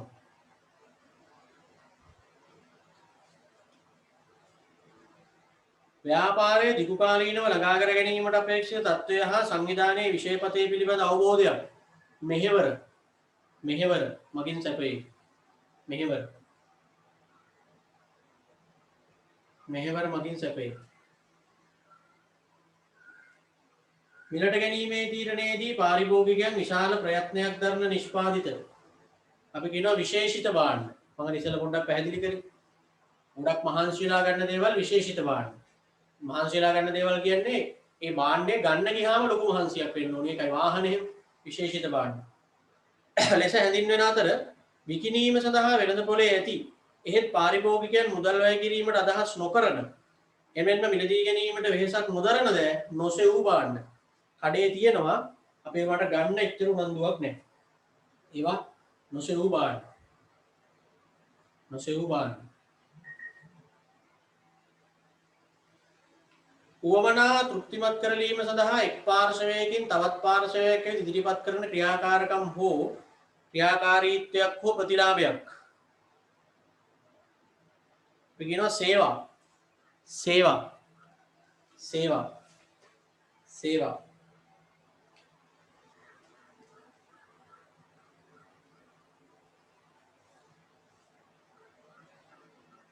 ඊළඟට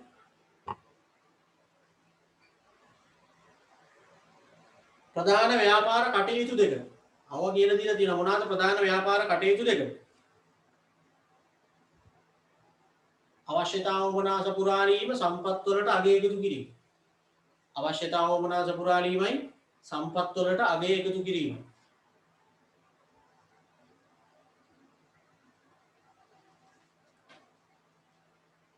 තිස් දෙක රටක පැවැත්ම හා සංවර්ධනයට ව්‍යාපාර අත්‍යවශ්‍ය වන්නේ ඇයිදයි හේතු හතරක් කියන්න. රටක පැවැත්මට සංවර්ධනයට ව්‍යාපාර අත්‍යවශ්‍ය වෙන්නේ මෙන්න මේ හේතු හින්දා කියලා හේතු පහක් දීලා තියෙනවා ටියුට් එකේ. එකෙන් හතරක් ලියන්න. සංකීර්ණ උමනා සපුරාලීමට කියලා දුන්නා. සංකීර්ණ උමනා සපුරාලීමට රැකියා බිහි කිරීමට නව්‍යතා සම්පාදනයට ආර්ථික වර්ධනයට පහක් දීලා තියෙනවා ටියුට් එකේ තියෙන ඒවාට මම වැඩි වෙලා ගන්න නැහැ ඒවා තියෙනවනේ ඉල්ලුමක් ඇතිවීම සඳහා තිබිය යුතු අවශ්‍යතා තුන 33 වෙනි ප්‍රශ්නේ ඉල්ලුමක් ඇතිවීම සඳහා තිබිය යුතු අවශ්‍යතා තුන මොකක්ද සාමාන්‍ය ප්‍රධාන අවශ්‍යතා දෙකයි තියෙන්නේ උවමනාව ක්‍රය ශක්තිය මිලට ගැනීමේ පෙර සූදා එහෙම නැත්නම් මිලට ගැනීමට සැලසුම් කිරීම මිලට ගැනීමේ පෙර සූදානම කියලා කියන එහෙම නැත්නම් මිලට ගැනීමට සැලසුම් කිරීම කියලා කියනවා පෙර සූදානම එහෙම නැත්නම් සැලසුම් කිරීම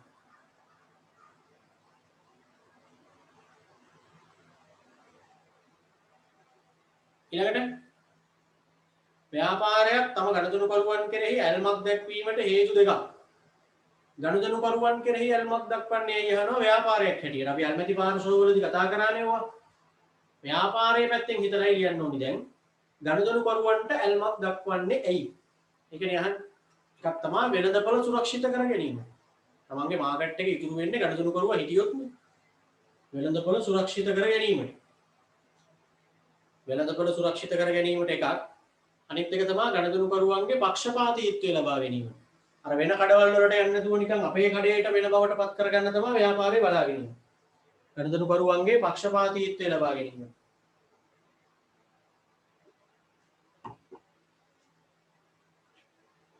ගනුදෙනුකරුවන්ගේ පක්ෂපාතීත්වය ලබා ගැනීම. ඊළඟට අභ්‍යන්තර පරිසරයේ ප්‍රධාන තත්ත්වයන් තුනක් ලියන්න. පරිසරයේ කොටසේදී අභ්‍යන්තර පරිසරය බාහිර පරිසරය කියලා වෙන් කරලා අභ්‍යන්තර පරිසර බලවේග ඔක්කොම 6ක් කියලා දුන්නනේ. ඒ 6න් තත්ත්වයන් තුනක් නිල්ලන්නේ තත්ත්වයන් තුනක් ඉල්ලනකොට පුතේ අයිතිකරුවන් කළමනාකරුවන් සේවකයන් කියන ඒවා එහෙම ලියන්න එපා. ඒ ඇවිල්ලා පාර්ශවයන්. අභ්‍යන්තර පරිසරයේ ඔක්කොම බලවේග 6යිනේ. 6න් අයිතිකරුවන් කළමනාකරුවන් සේවකයන් කියන තුන අභ්‍යන්තර පරිසරයේ පාර්ශවයන්.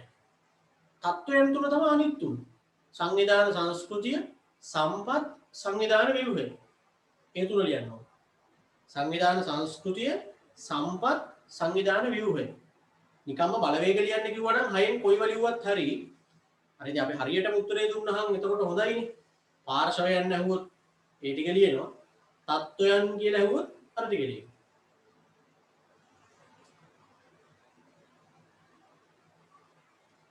ඊළඟට වෙළඳපොලේ විකාශනය ලියා දක්වන්න. වෙළඳපොලේ විකාශනය ලියන්න කිව්වහම ඍජු නිෂ්පාදනය අනම්මනම් ඔය ටික ලියලා හරියන්නේ නැහැ. ඔය ළමයි ගොඩක් ඕක පටල ගන්නවා. ඒ ඇවිල්ලා පුතේ ව්‍යාපාර විකාශනය.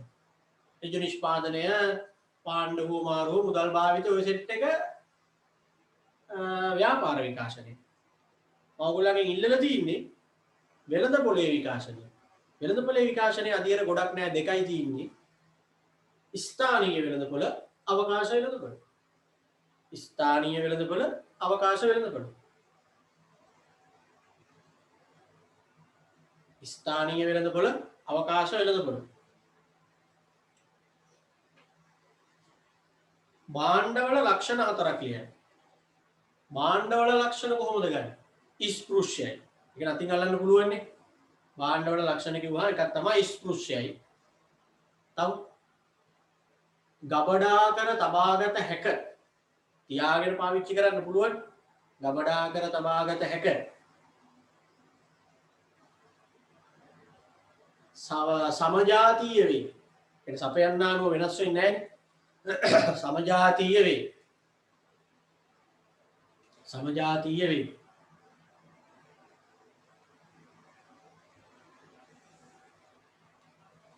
සමජාතීය වේ. හතරක් ඉල්ලනවනේ තව එකක් කියන්නේ. සපයන්නාගෙන් වෙන් කළ හැක. සපයන්නාගෙන් වෙන් කළ හැක. සපයන්නාගෙන් වෙන් කළ හැක.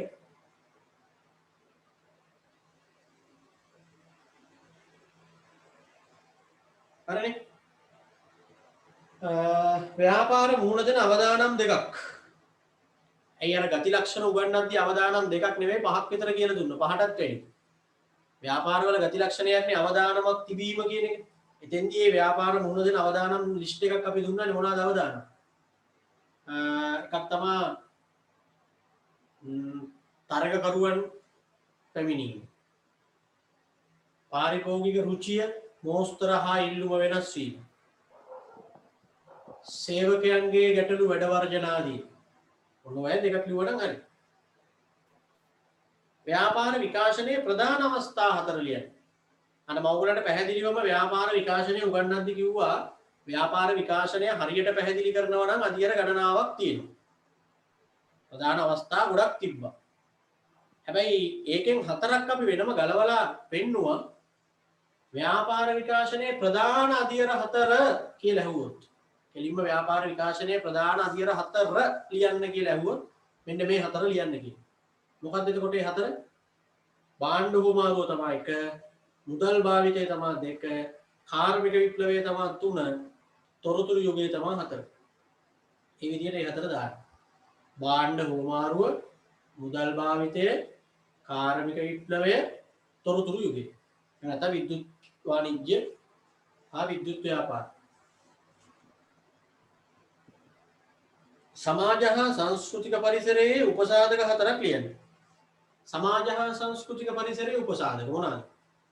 විශ්වාස, ඇදහිලි, අඟනාකම්, සිරිත් විරිත්, වටිනාකම් ඕනි. ඒක තමයි සමාජ හා සංස්කෘතික පරිසරයේ උපසාධක. විද්‍යුත් වාණිජ්‍යය යන්නේ කෙටියෙන් පැහැදිලි කරන්න. කෙටියෙන්ම කොහොමද විද්‍යුත් වාණිජ්‍යය කියන එක කියන්නේ? අන්තර්ජාලය හරහා භාණ්ඩ මිලට ගැනීම හා විකිණීමේ කටයුතු. අන්තර්ජාලය හරහා භාණ්ඩ විකිණීමේ හා මිලට ගැනීමේ කටයුතු. විද්‍යුත් වාණිජ්‍ය. අන්තර්ජාලය හරහා භාණ්ඩ මිලට ගැනීමේ හා විකිණීමේ කටයුතු. විද්‍යුත් වාණිජ්‍ය. පීඩිත කණ්ඩායම් වලට උදාහරණ හතරක් දෙන්න 42. පීඩිත කණ්ඩායම් වලට උදාහරණ හතරක් ලියන්න. මොනවාද පීඩිත කණ්ඩායම් වලට දෙන උදාහරණ? ආගමික සංවිධාන, කාන්තා සංවිධාන, පරිසර සංවිධාන, සත්වාවිහිංසා ව්‍යාපාර. ආගමික සංවිධාන, කාන්තා සංවිධාන, පරිසර සංවිධාන, සත්වාවිහිංසා ව්‍යාපාර.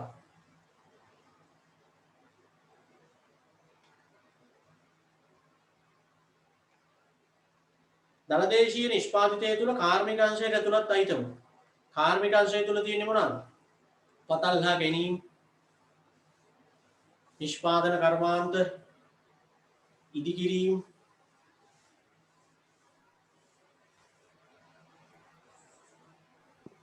විදුලිය ගෑස් සහ ජලය. එවන් හතරක් ලියන්න ඉන්න නෑ, දෙකක් විතරවත් ලියන්න. නිෂ්පාදිත අර්ථකථනය කරන්න. නිෂ්පාදිත කියන එක කොහොමද කිව්වේ? අපි ඊයේ කියලා දුන්නා. නිෂ්පාදිත කියන්නේ එක කොහොමද කියන්නේ?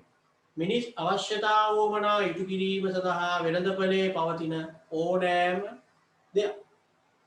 මිනිස් අවශ්‍යතාව වමනා ඉටු කිරීම සඳහා වෙළඳපොලේ පවතින ඕනෑම දෙයක්. වෙළඳපොලට ඉදිරිපත් කර ඇති ඕනෑම දෙයක්. නිෂ්පාදිත. ගෝලීය පරිසරයේ උපසාධක දෙකක් ලියන්න. ගෝලීය පරිසරයේ උපසාධක. වෙළඳ ගිවිසුම්, වෙළඳ කලාප, වෙළඳ ගිවිසුම්, වෙළඳ කලාප, එය තමයි උපසාධක. වෙළඳ ගිවිසුම්, වෙළඳ කලාප,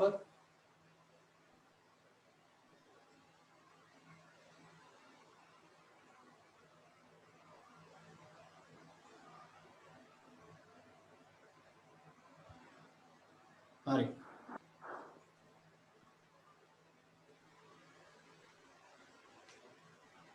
අභ්‍යාසංග 13 නම් ගොඩක් ඒවා කරලා හින්දා ඒක අවුලක් නැහැ.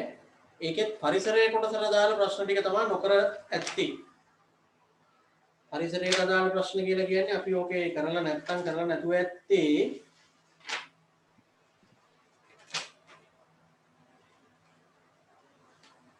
ගන්න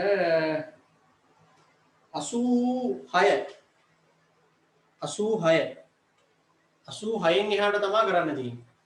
22 පිටුවේ 86 වෙනි ප්‍රශ්න. ඉරි ගහන ඒවා ගන්න. 22 පිටුවේ තියෙන 86 ගන්න. 22 පිටුවේ තියෙන 86. ඒකේ තියෙන්නේ මේ පැත්තේ පරිසර සාධක ටික ඉඳලා එහා පැත්තෙන් ගලපන්න තියෙන්නේ. අභ්‍යන්තර පරිසරයට පුතේ අපිට දාන්න පුළුවන් 2යි 5යි. අභ්‍යන්තර පරිසරයට 2යි 5යි දාන්න පුළුවන්. ආසන්න පරිසරයට දාන්න පුළුවන් 3යි 4යි. සාර පරිසරයට දාන්න පුළුවන් 1යි 6යි. එහෙනම් උත්තරේ 2. 86ට උත්තරේ 2.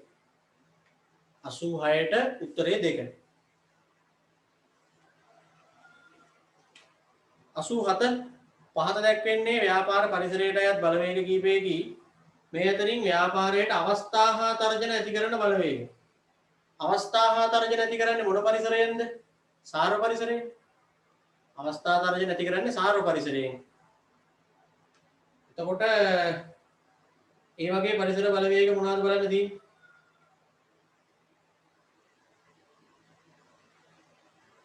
තාක්ෂණය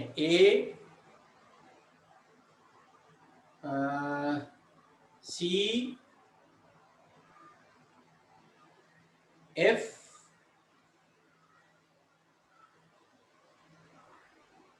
G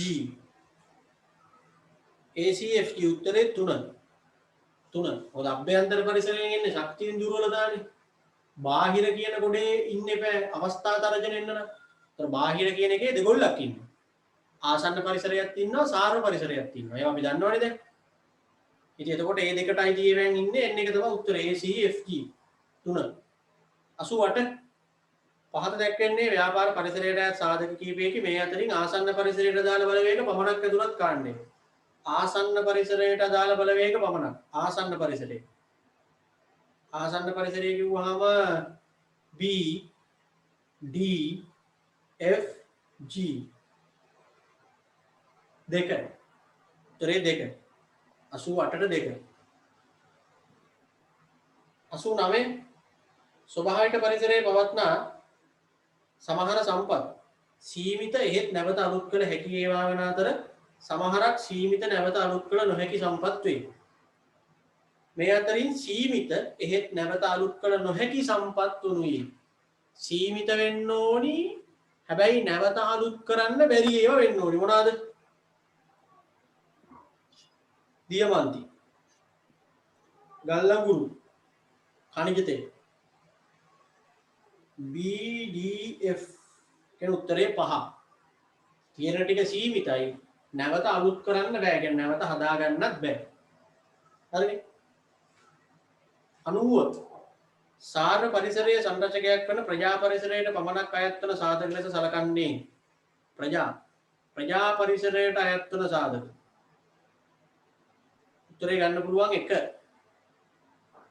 උත්තරේ ගන්න පුළුවන් 1. 90ට 1. 91 91 පුද්ගල විශ්වාස අගනාකම් සාර ධර්ම යන සාධකවල වෙනස් වීම සලකා බලන ව්‍යාපාර පරිසරය වෙනුවෙන් සමාජ හා සංස්කෘතික පරිසරය 4. සමාජ හා සංස්කෘතික පරිසරය.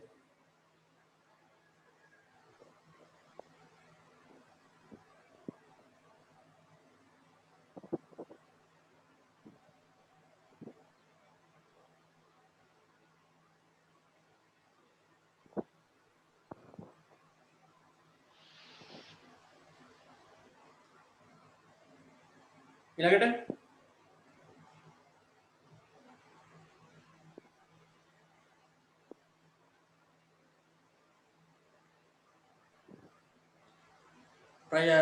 ප්‍රජා පරිසරයට අයත් සාධකයකි. 92 ප්‍රජා පරිසරයට අයත් සාධකයකි. වයස් මිශ්‍රය 4. වයස් මිශ්‍රය 4.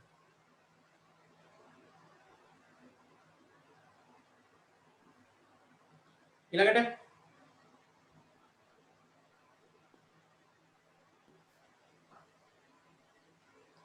පහත් සඳහා ප්‍රකාශ තුළින් නෛතික හා දේශපාලන පරිසරයට අදාළ නොවන ප්‍රකාශය.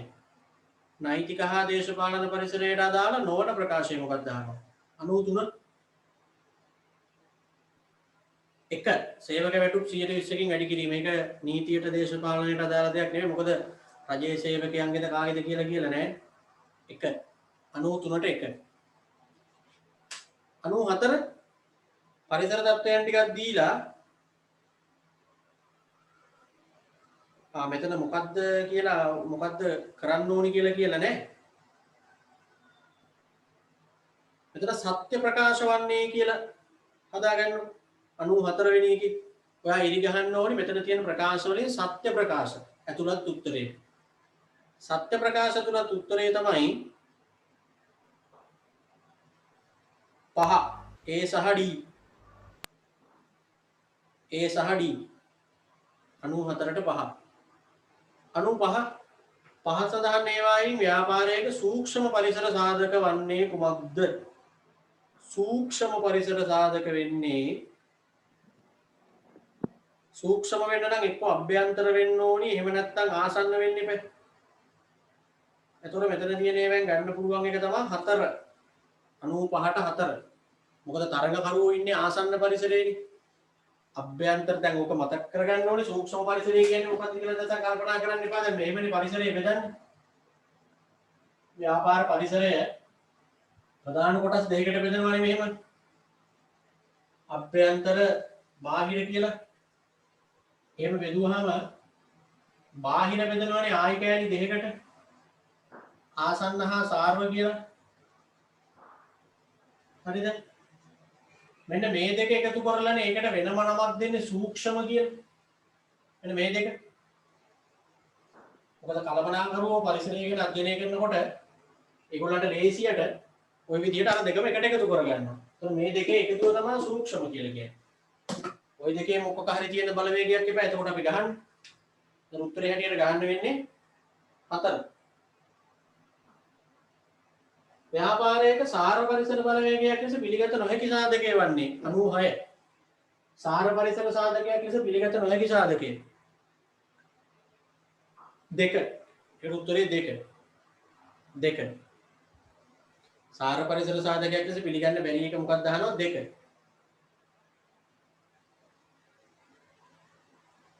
අනුව 7 ව්‍යාපාරයක බාහිර පරිසර සාධක පමණක් අන්තර්ගත කාණ්ඩය.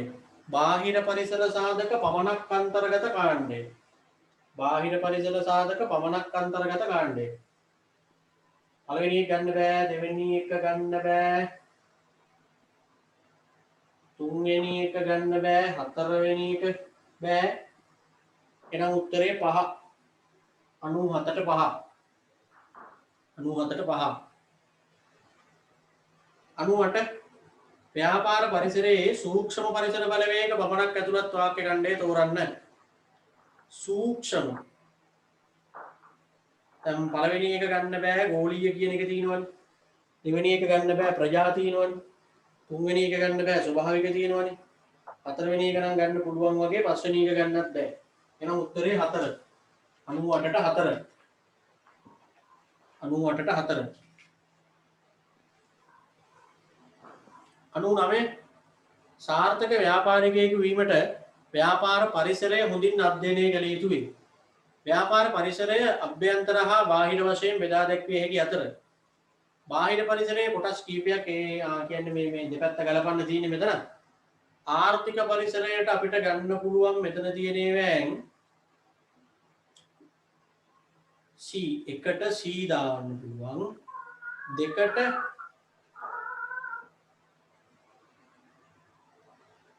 E එකට C දෙකට E තුනට A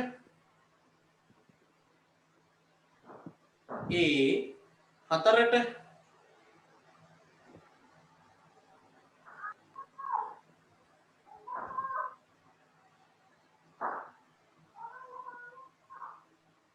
B පහට D. එහෙනම් උත්තරේ 4. උත්තරේ 4. 99ට 4. 100 ව්‍යාපාර පරිසරයේ සූක්ෂම පරිසර බලවේග ඉස්සෙල්ලත් තිබ්බ නේද? උත්තරේ 4නේ. උත්තරේ 4. හරි. අනිත් ටික අපි කරලානේ තියෙන්නේ.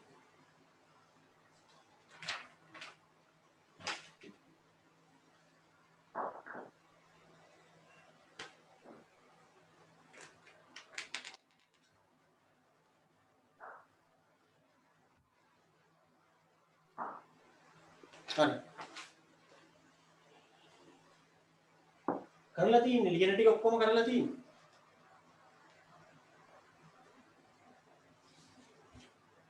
ඒ ටික ඔක්කොම කරා. ඒක එක කොටස් උගන්නන වෙලාවට මේ ප්‍රශ්න එක ගා කරන්නේ. MCQ ටිකේ තනින් ටික කරලානේ තින්නේ කරන වෙලාවට කරන්නේ. හරි?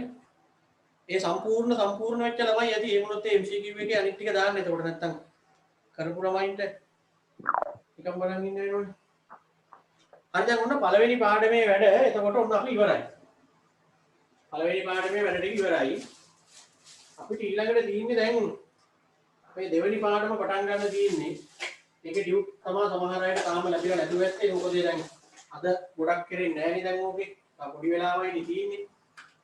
එතකොට ඊළඟ දවසේ වෙද්දි කොහොමද ටියුට් එක ලැබිලා තියෙයි.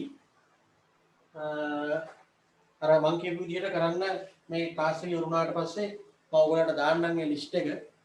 ඒ ලිස්ට් වල බලලා ඒවැ නම නැත්තම් විතරක් අහපහු සම්පූර්ණ තොරතුරු ටික එවන්න. ඒ එවන වෙනාවට ළමයි එකපාර එවන්නේ. ඒක තමයි සමහර අය කියව ඉන්නේ නැත්තේ. එකපාරක් එවනවා ඇඩ්‍රස් එක බාගෙට. මං ඉතින් ඔක්කොම එකපාරනේ බලන්නේ. ඒ බලන ඉවර වෙලා අන්න ඒ ළමයාට මැසේජ් එකක් දානවා මේකේ නම නැහැ කියලා. ඊට පස්සේ ඒ ළමයා නම එවනකම් මම බලා ඉන්නේ අනිත් ටික කරගෙන යනවනේ. අර ළමයා ඔන්න බලනකොට රෑ නම එවලා. ඉතින් මට ආයෙ උදේට අමතක වෙනවා අරක බලන්න. ඒ මැසේජ් එක කොහෙද කියලාත් හොයාගන්න බැරි වෙනවා. එහෙනම් හොඳම වැඩේ දැන් ඔය අනිත් අයට හැමෝටම වගේ ගානට හම්බුණානේ. ගොඩක් අයට. ඒ තොරතුරු ටික එවනකොට එක මැසේජ් එකක හරියට එවන්න. ඔයාගේ නම ලිපිනේ ටියුට් එකක් එවන්න ලිපිනේ එවන්න කිව්වහම සමහර ළමයි නම නැතුව එවනවනේ ලිපිනේ. ඉතින් ලිපිනේ විතරක් දැම්මට ගෙදරට ලියුම් වෙන්නේ නැහැ කියලා තේරෙන්නේ නැහැ. නම දාන්න, ලිපිනේ දාන්න. දුරකථන අංක දෙකක් දාන්න. ටෙලිෆෝන් නම්බර දෙකක් දාන්න. ළඟම ටවුන් එක කොහෙද කියලා දාන්න. 20යි 23 තියෙදි කියලා දාන්න. ඒ තොරතුරු පහ දාන්න. තව වැඩි දුර ඕන නම් ඔයා ඉන්නේ බලංගොඩ ක්ලාස් එකටද, අවිස්සාවෙල්ලේ ක්ලාස් එකටද, රත්නපුරයකටද කියන එකත් එවන්න. ඇහැලියකොටද කියන එක. මොකද ඒකට මට තවත් ලේසි ඒවැ නගර හිම දාන්න ගියාම මොකද අපිට තියෙනවා ওই ටික බලාගෙන එන ලොට් එකක් පුරවන්න. ඒ ටික පුරවලා තමයි කුරියර් එකට දෙන්න ඕන. ඉතින් ඒක නිසා මේ තාම ටියුට් නොලැබිච්ච ළමයි ඉන්නවනම් මම දැන් පන්ති ඉවරුනාට පස්සේ මම ඔයගොල්ලන්ට එවනවා ලිස්ට් එකක්. ලිස්ට් තුනක් තියෙනවා එතන. දැනට සකස් කරමින් තියෙන ලිස්ට් එකක් තියෙනවා. රිටර්න් වෙච්ච ලිස්ට් එකක් තියෙනවා. දැනට බෙදා හරිමින් පවතින ලිස්ට් එකක් තියෙනවා. ඔය ලිස්ට් තුනෙන් රිටර්න් වෙච්ච ලිස්ට් එකේ නම තියෙනවා නම් කරන්න දෙයක් නැහැ මට ආයෙවන්න බෑ. එහෙම වුණොත් ඔයාට කුරියර් ගාන ගෙවලා එහෙම ගෙන්න ගන්න වෙනවා. කියන්නේ ෆෝන් එහෙම ආන්සර් කරන්න නැති වුණා රිටර්න් වෙනවා. දැන් ටියුට් 18ක් රිටර්න් වෙලා තියෙන ඔක්කොම පන්ති වල 18ක් කියන්නේ පුතේ ඔය 18ට මම ගෙවන්න ඕනේ. ළමයි ෆෝන් ආන්සර් කරන්නේ නැහැ කොච්චර කිව්වත්. ඉතින් ඒවා රිටර්න් වුණාම මම ඒ රිටර්න් කුරියර් එකේ ගාස්තුව මම ගෙවන්න ඕනේ. දැන් ළමයින්ගෙන් මම කුරියර් ගාස්තුව ඉල්ලුවේ නෑනේ. මම කුරියර් ගාස්තුව දරලා තමයි ටියුට් ඔයාලට එව්වේ. ඉතින් එහෙම එකේ ඔයගොල්ලන්ට මම කිව්වේ සැලකිල්ලෙන් කරන්න කියලා එක දෙයයි. ෆෝන් එක ආන්සර් කරන්න කියලා මේ ටියුට් බෙදන දවස් ටිකේ. දැන් සමහර වෙලාවට මාත් ගන්නවා ළමයින්ට ආන්සර් කරන්නේ නැහැ. මොනවා කරනවද දන්නේ නැහැ. එනේ ෆෝන් එක ආන්සර් කරන්නේ නැහැ. දෙවෙනි පාර ගන්න ගත්තොත් තමයි සමහරවිට ආන්සර් කරන්නේ. ඉතින් කුරියර් එකේ එක්කෙනාටත් ওই ප්‍රශ්නේම තමයි තියෙන්නේ. දැන් සමහර වෙලාවට ආන්සර් කරන්නේ නැතිකොට අපිට කියනවා මෙන්න මේ ළමයා ෆෝන් ආන්සර් කරන්නේ නැහැ කියලා. මම ඉතින් නම අහගෙන නම්බරය හොයාගෙන මම ගන්නවා ඒත් ආන්සර් කරන්නේ නැහැ. ඒ කියන්නේ සාමාන්‍යයෙන් ටියුට් නොලැබිච්ච ළමයි ටියුට් එක ලැබෙනකම් පොඩ්ඩක් ඇලර්ට් එකේ ඉන්නේ ගැන. මොකද මේක අපි හැමෝම අමාරුවෙන් කරන වැඩක් නේ. දැන් මේක නවත්තලා දාලා නිකන් ඉන්න වෙලා තියෙන වෙලාවක අපි අමාරුවෙන් එක එක ක්‍රම යොදාගෙන දැන් අපේ වැඩේ ඉස්සරහට කරන් යන්නනේ. ඒකට ඕගොල්ලන්ගේ දායකත්වය ඕනි. ඉතින් මගේ දායකත්වය තමයි ටියුට් එක ගහලා මම ගන්නට ඕගොල්ලන්ට ගෙදරට මෙවනෝනේ. ඔයාට මං කියලා තින්නේ ටියුට් මෙන්න මේ අහවල් දවස්වල බෙදනවා. ඒ නිසා චුට්ටක් ෆෝන් එක ආන්සර් කරන්න බලාගෙන ඉන්න. සමහර ළමයින්ගේ වෙලා තියෙන්නේ ෆෝන් එක සයිලන්ට් දාලා.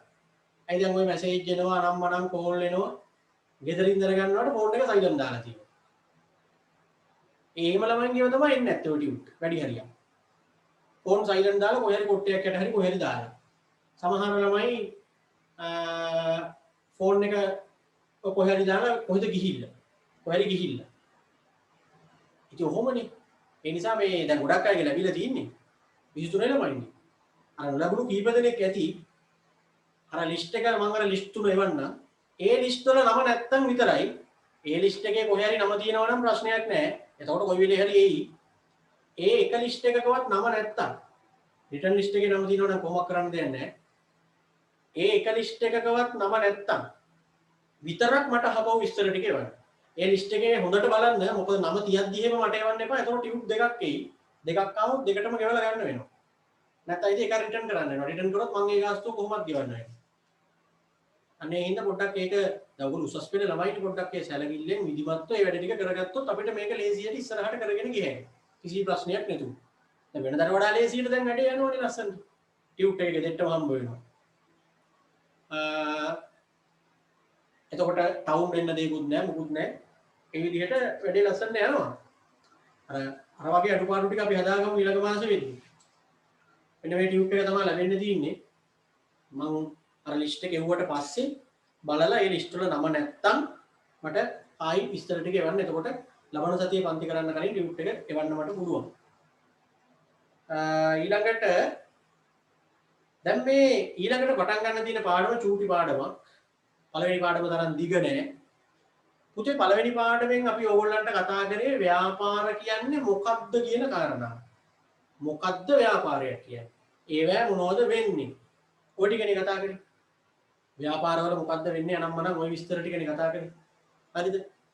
මූලික සංකල්ප ටිකනේ ඉගෙනුනේ. දැන් මේ පාඩම නම් කරලා තියෙන්නේ ව්‍යාපාර සමාජ වගකීම් සහ ආචාර ධර්ම කියලා.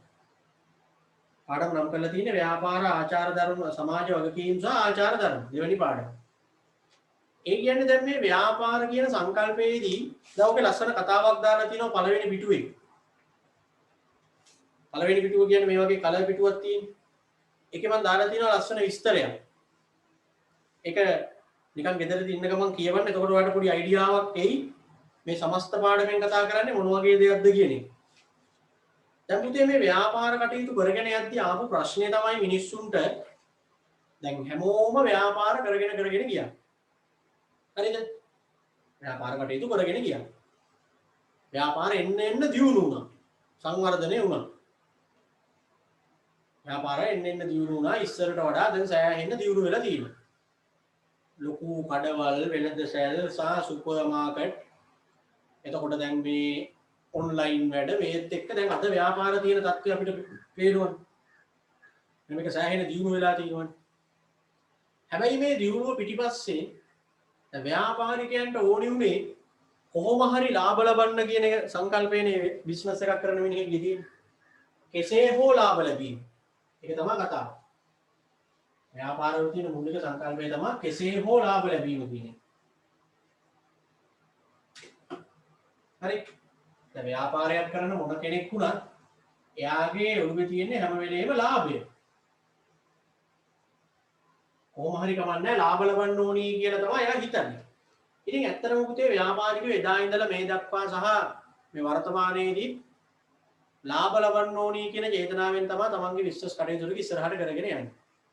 මෙහෙම කරගෙන යද්දී ගොඩාක් අයට අසාධාරණකම් වෙන්න පටන් ගත්තා. ව්‍යාපාරිකයා තමන්ගේ ලාභයට ගියා. ඒ ලාභ පස්සේ දුවන එකෙන් උනේ මිනිස්සු අර ඒ ව්‍යාපාරිකයෝ යම් පාර්ශවයන්ට අසාධාරණකම් කරගෙන තමයි ඉස්සරහට ගියේ. පරිසරය ගැන හිතුවේ නෑ, සේවකයෝ ගැන හිතුවේ නෑ. ගණදුණු කරුවෝ ගැන හරියට හිතලා නෑ. කොහොම හරි තමන්ගේ ලාභය ගන්න කියලා හිතාගෙන ඉස්සරහට වැඩේ කරගෙන ගියා. ඒකෙදි සෑහෙන්න පාර්ශවයන් වලට අසාධාරණකම් අවාසි සහගත තත්ත්වයන් වෙලා තියෙනවා. ඒක ප්‍රතිඵලයක් විදිහට මේ වෙනකොට මිනිස්සුන්ට ඒක තේරිලා තියෙනවා. මේ ව්‍යාපාරිකයෝ මේ කරපු වැඩෙන් මේ තමන්ගේ මේ බිස්නස් අයිඩියාස් අනුව එහෙම නැත්නම් මේ බිස්නස් මානසිකත්වයෙන් මිනිස්සු මේ කරන වැඩ හින්දා වර්තමානයේ ඇවිල්ලා බලද්දී අපිට පේනවා මහා විසමාචාර සමාජයක් බිහි වෙලා තියෙනවා. හැම තැනම තියෙන්නේ දූෂණය, වංචාව, හොරකම සමාජයේ නිකන් විකෘති වෙලා නෙදින්නේ. විනාශ වෙලා ගිහිල්ලා නෙදින්නේ. ඉතින් මේකට සෑහෙන වග කියන්න ඕනේ ව්‍යාපාරිකයෝ. මොකද එක එක ආකාරයේ ව්‍යාපාර නිසා තමයි මිනිස්සුන්ගේ මේ විදිහට මේ පරිහානිය සිද්ධ වුනේ. පරිසරයේ මේ තරමකට විනාශ වුණා.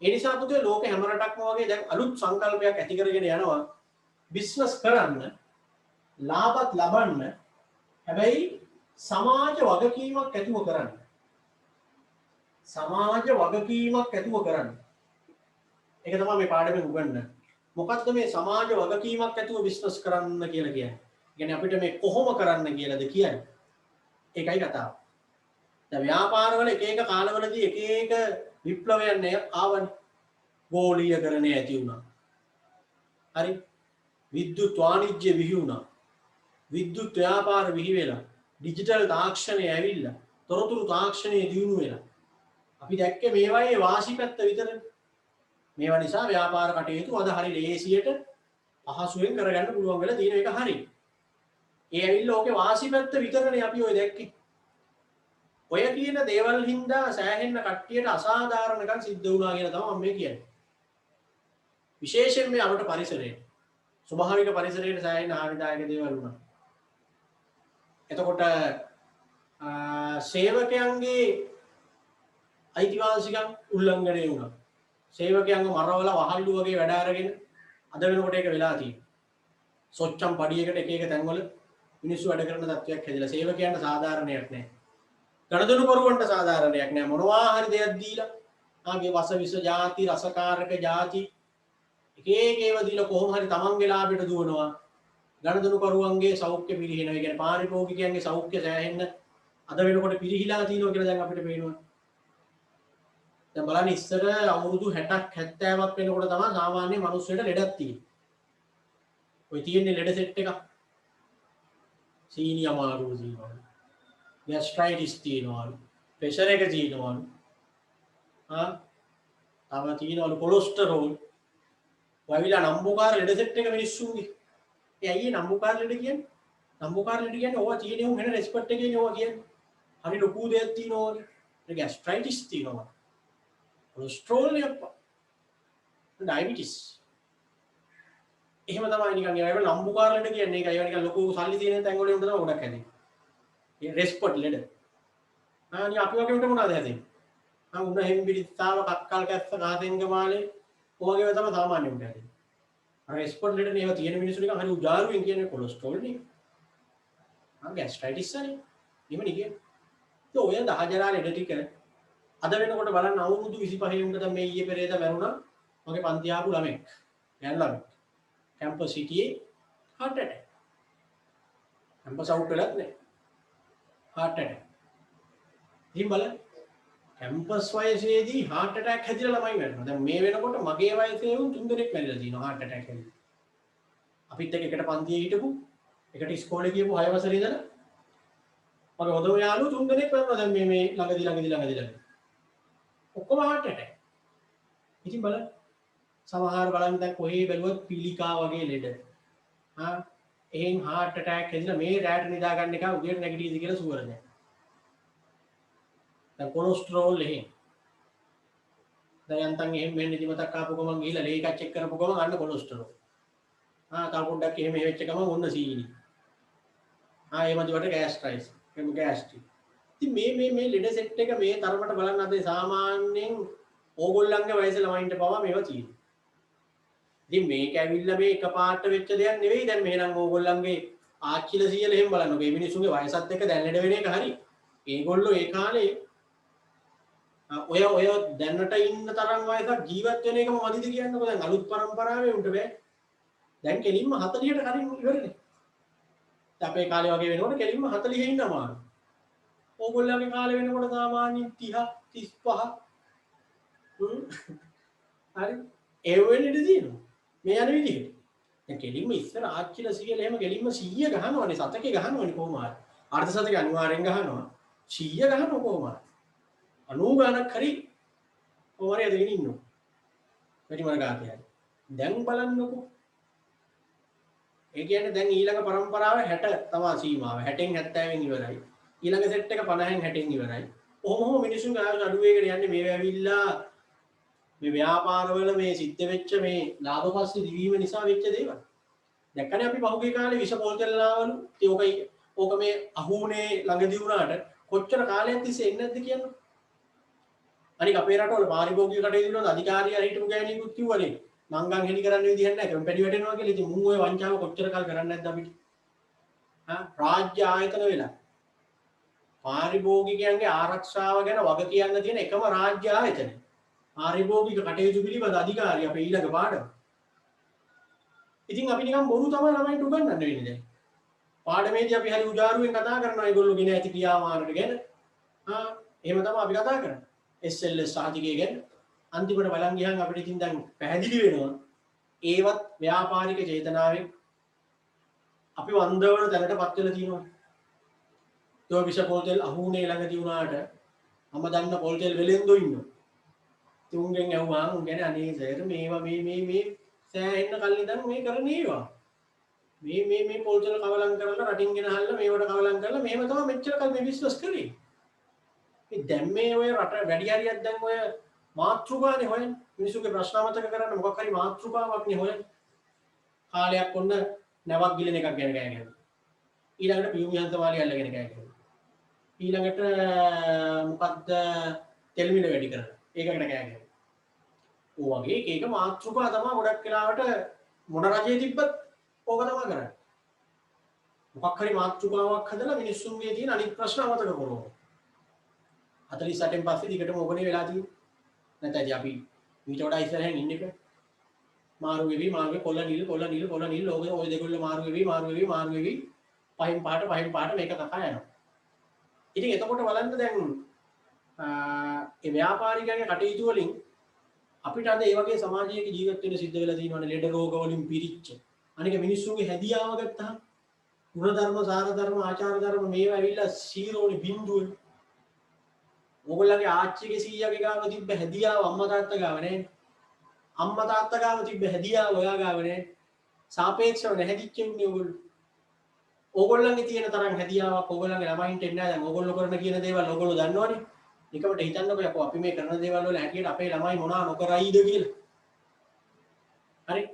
එන්න නැහැදිච්ච සමාජයක් ගොඩනගීගෙන යනවා.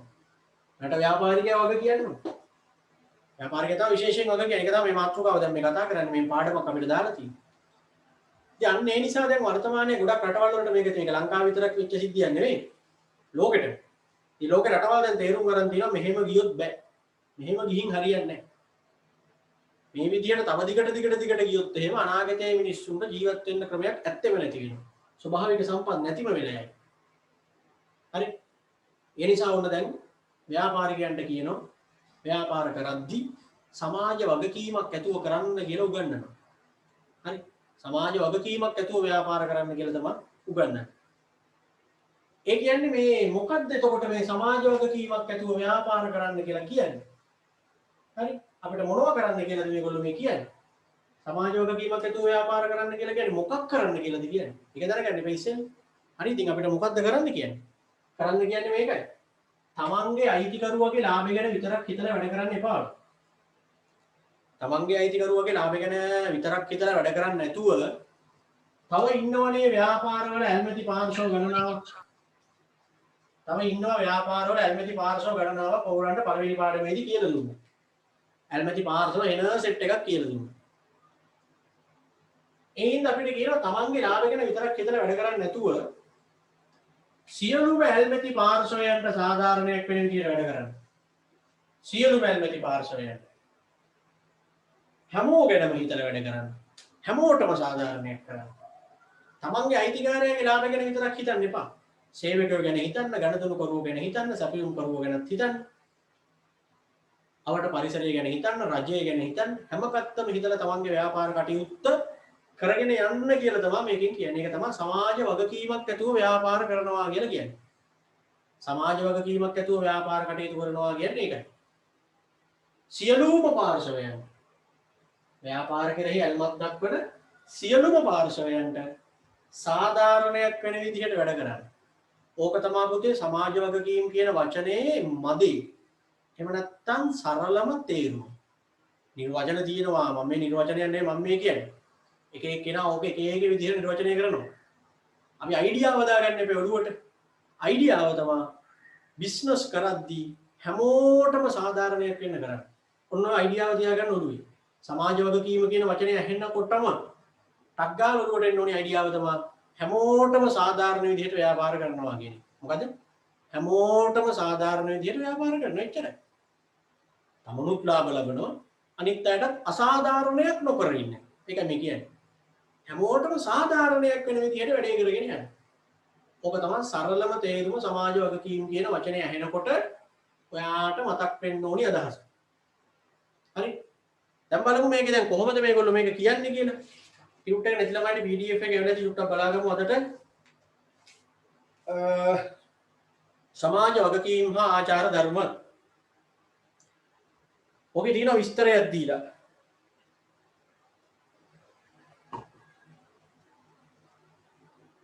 ව්‍යාපාරවල සමාජ වගකීම් යනු එහි අයිතිකරුවන්ට ලාභ උපරිම කිරීම යන සංකල්පයට එරෙහිව වර්ධනය වූ අදහසකි. මොකද කියන්නේ මේ සමාජ වගකීම් ඉටු කරනවා කියලා කියන්නේ අර ලාභ උපරිම කරනවා කියන එකට විරුද්ධ වෙන අදහසක්. ලාභ උපරිම කරන්නනේ ගොඩක් ව්‍යාපාර දඟලන්නේ. ඉතින් සමාජ වගකීම් ඉටු කරනවා කියන්නේ ලාභ උපරිම කරනවා කියන එකට විරුද්ධයි. ඔයා උතන වැරදියට තේරුම් ගන්න එපා. ඒ කියන්නේ සමාජ වගකීම් ඉටු කරන ව්‍යාපාරවලට ලාභ ලබන්න බැරිද කියලා එහෙම හිතන්න එපා. ලාභ ලබන්න බෑ කියලා නෙමෙයි මං කිව්වේ. බිස්නස් එකක් කරන මිනිහා ලාභ උපරිම කරනවා කියන එකයි ලාභ ලබනවා කියන එකයි දෙකක්නේ. Tamanට ලැබෙන ලාභේ එන්න වැඩි කර ගන්න දඟලන එකනේ ලාභ උපරිම කරනවා කියන්නේ. අර සමාජ වගකීම් ඉටු කරන්න ගියොත් අන්නේ ලාභ උපරිම කරනවා කියන එකට ටිකක් විරුද්ධයි. ඒකට හේතුව පුතේ ඔයගොල්ලෝ දන්නවා සිරස මාධ්‍ය ජාලය ගම්මැද්ද කියලා වැඩසටහනක් තියෙනවා. ඔයගොල්ලෝ දන්නවනේ ගම්මැද්ද. අර ගෙවල් එහෙම හදලා දෙන්නේ ගිහිල්ලා. එතකොට මොනවා හරි විපතක් වුණාම තියෙනවා සිරස සහන යාත්‍රා. දෙරණේ තියෙනවා මනුසත් දෙරණ කියලා වැඩ පිළිවෙලා. ඔන්න ඔයගේ දේවල් ඉදවිල්ල සමාජ සත්කාරනේ ඕවා. දැන් මේ දවස්වල Facebook එහෙම යනකොට නිතර පේන්න තියෙනවා මිනිස්සු ඒ වගේ සමාජ සත්කාර කරනවා. මිනිස්සුන්ට කෑම දෙනවා, මිනිස්සුන්ට බඩු ගිහින් දෙනවා. අවතර මේ ඔය කොරෝනා හින්දා මුකුත් කර කියා ගන්න බැරි මිනිස්සුන්ට. දැන් මම ව්‍යාපාරිකයෙක්. මම ව්‍යාපාරිකයෙක් හැටියට මම මිනිස්සු 10-15 දෙනෙක් තෝරගෙන ඒ මිනිස්සුන්ට බඩු මල්ලක් ගිහින් දෙනවා කියලා හිතන්න. මම ගෙවල් 10ක් 15ක් අපේ ගමේ තියෙන මුකුත් කර කියා ගන්න බැරි ගෙවල් ටිකක් තෝරගෙන ඒ ගෙවල් වලට බඩු මල්ලක් ගිහින් දෙනවා. හරිද? එතකොට මේක ඇවිල්ලා මම කරන සමාජ සත්කාරයක්. හැබැයි මම මේ වැඩේ කරන්නේ මගේ ලාභෙට. මිනිහෙක් තමන්ගේ ලාභෙ වැඩි වෙනකොට තමයි සමාජ සත්කාරක සේවාවලට ගියදම් කරන්නේ. දැන් මට කන්න නැතුව මට මගේ වැඩ ටික කරගන්න සල්ලි නැතුව මම මිනිසුන්ට කැම දෙන්න ගිහින් බෑනේ.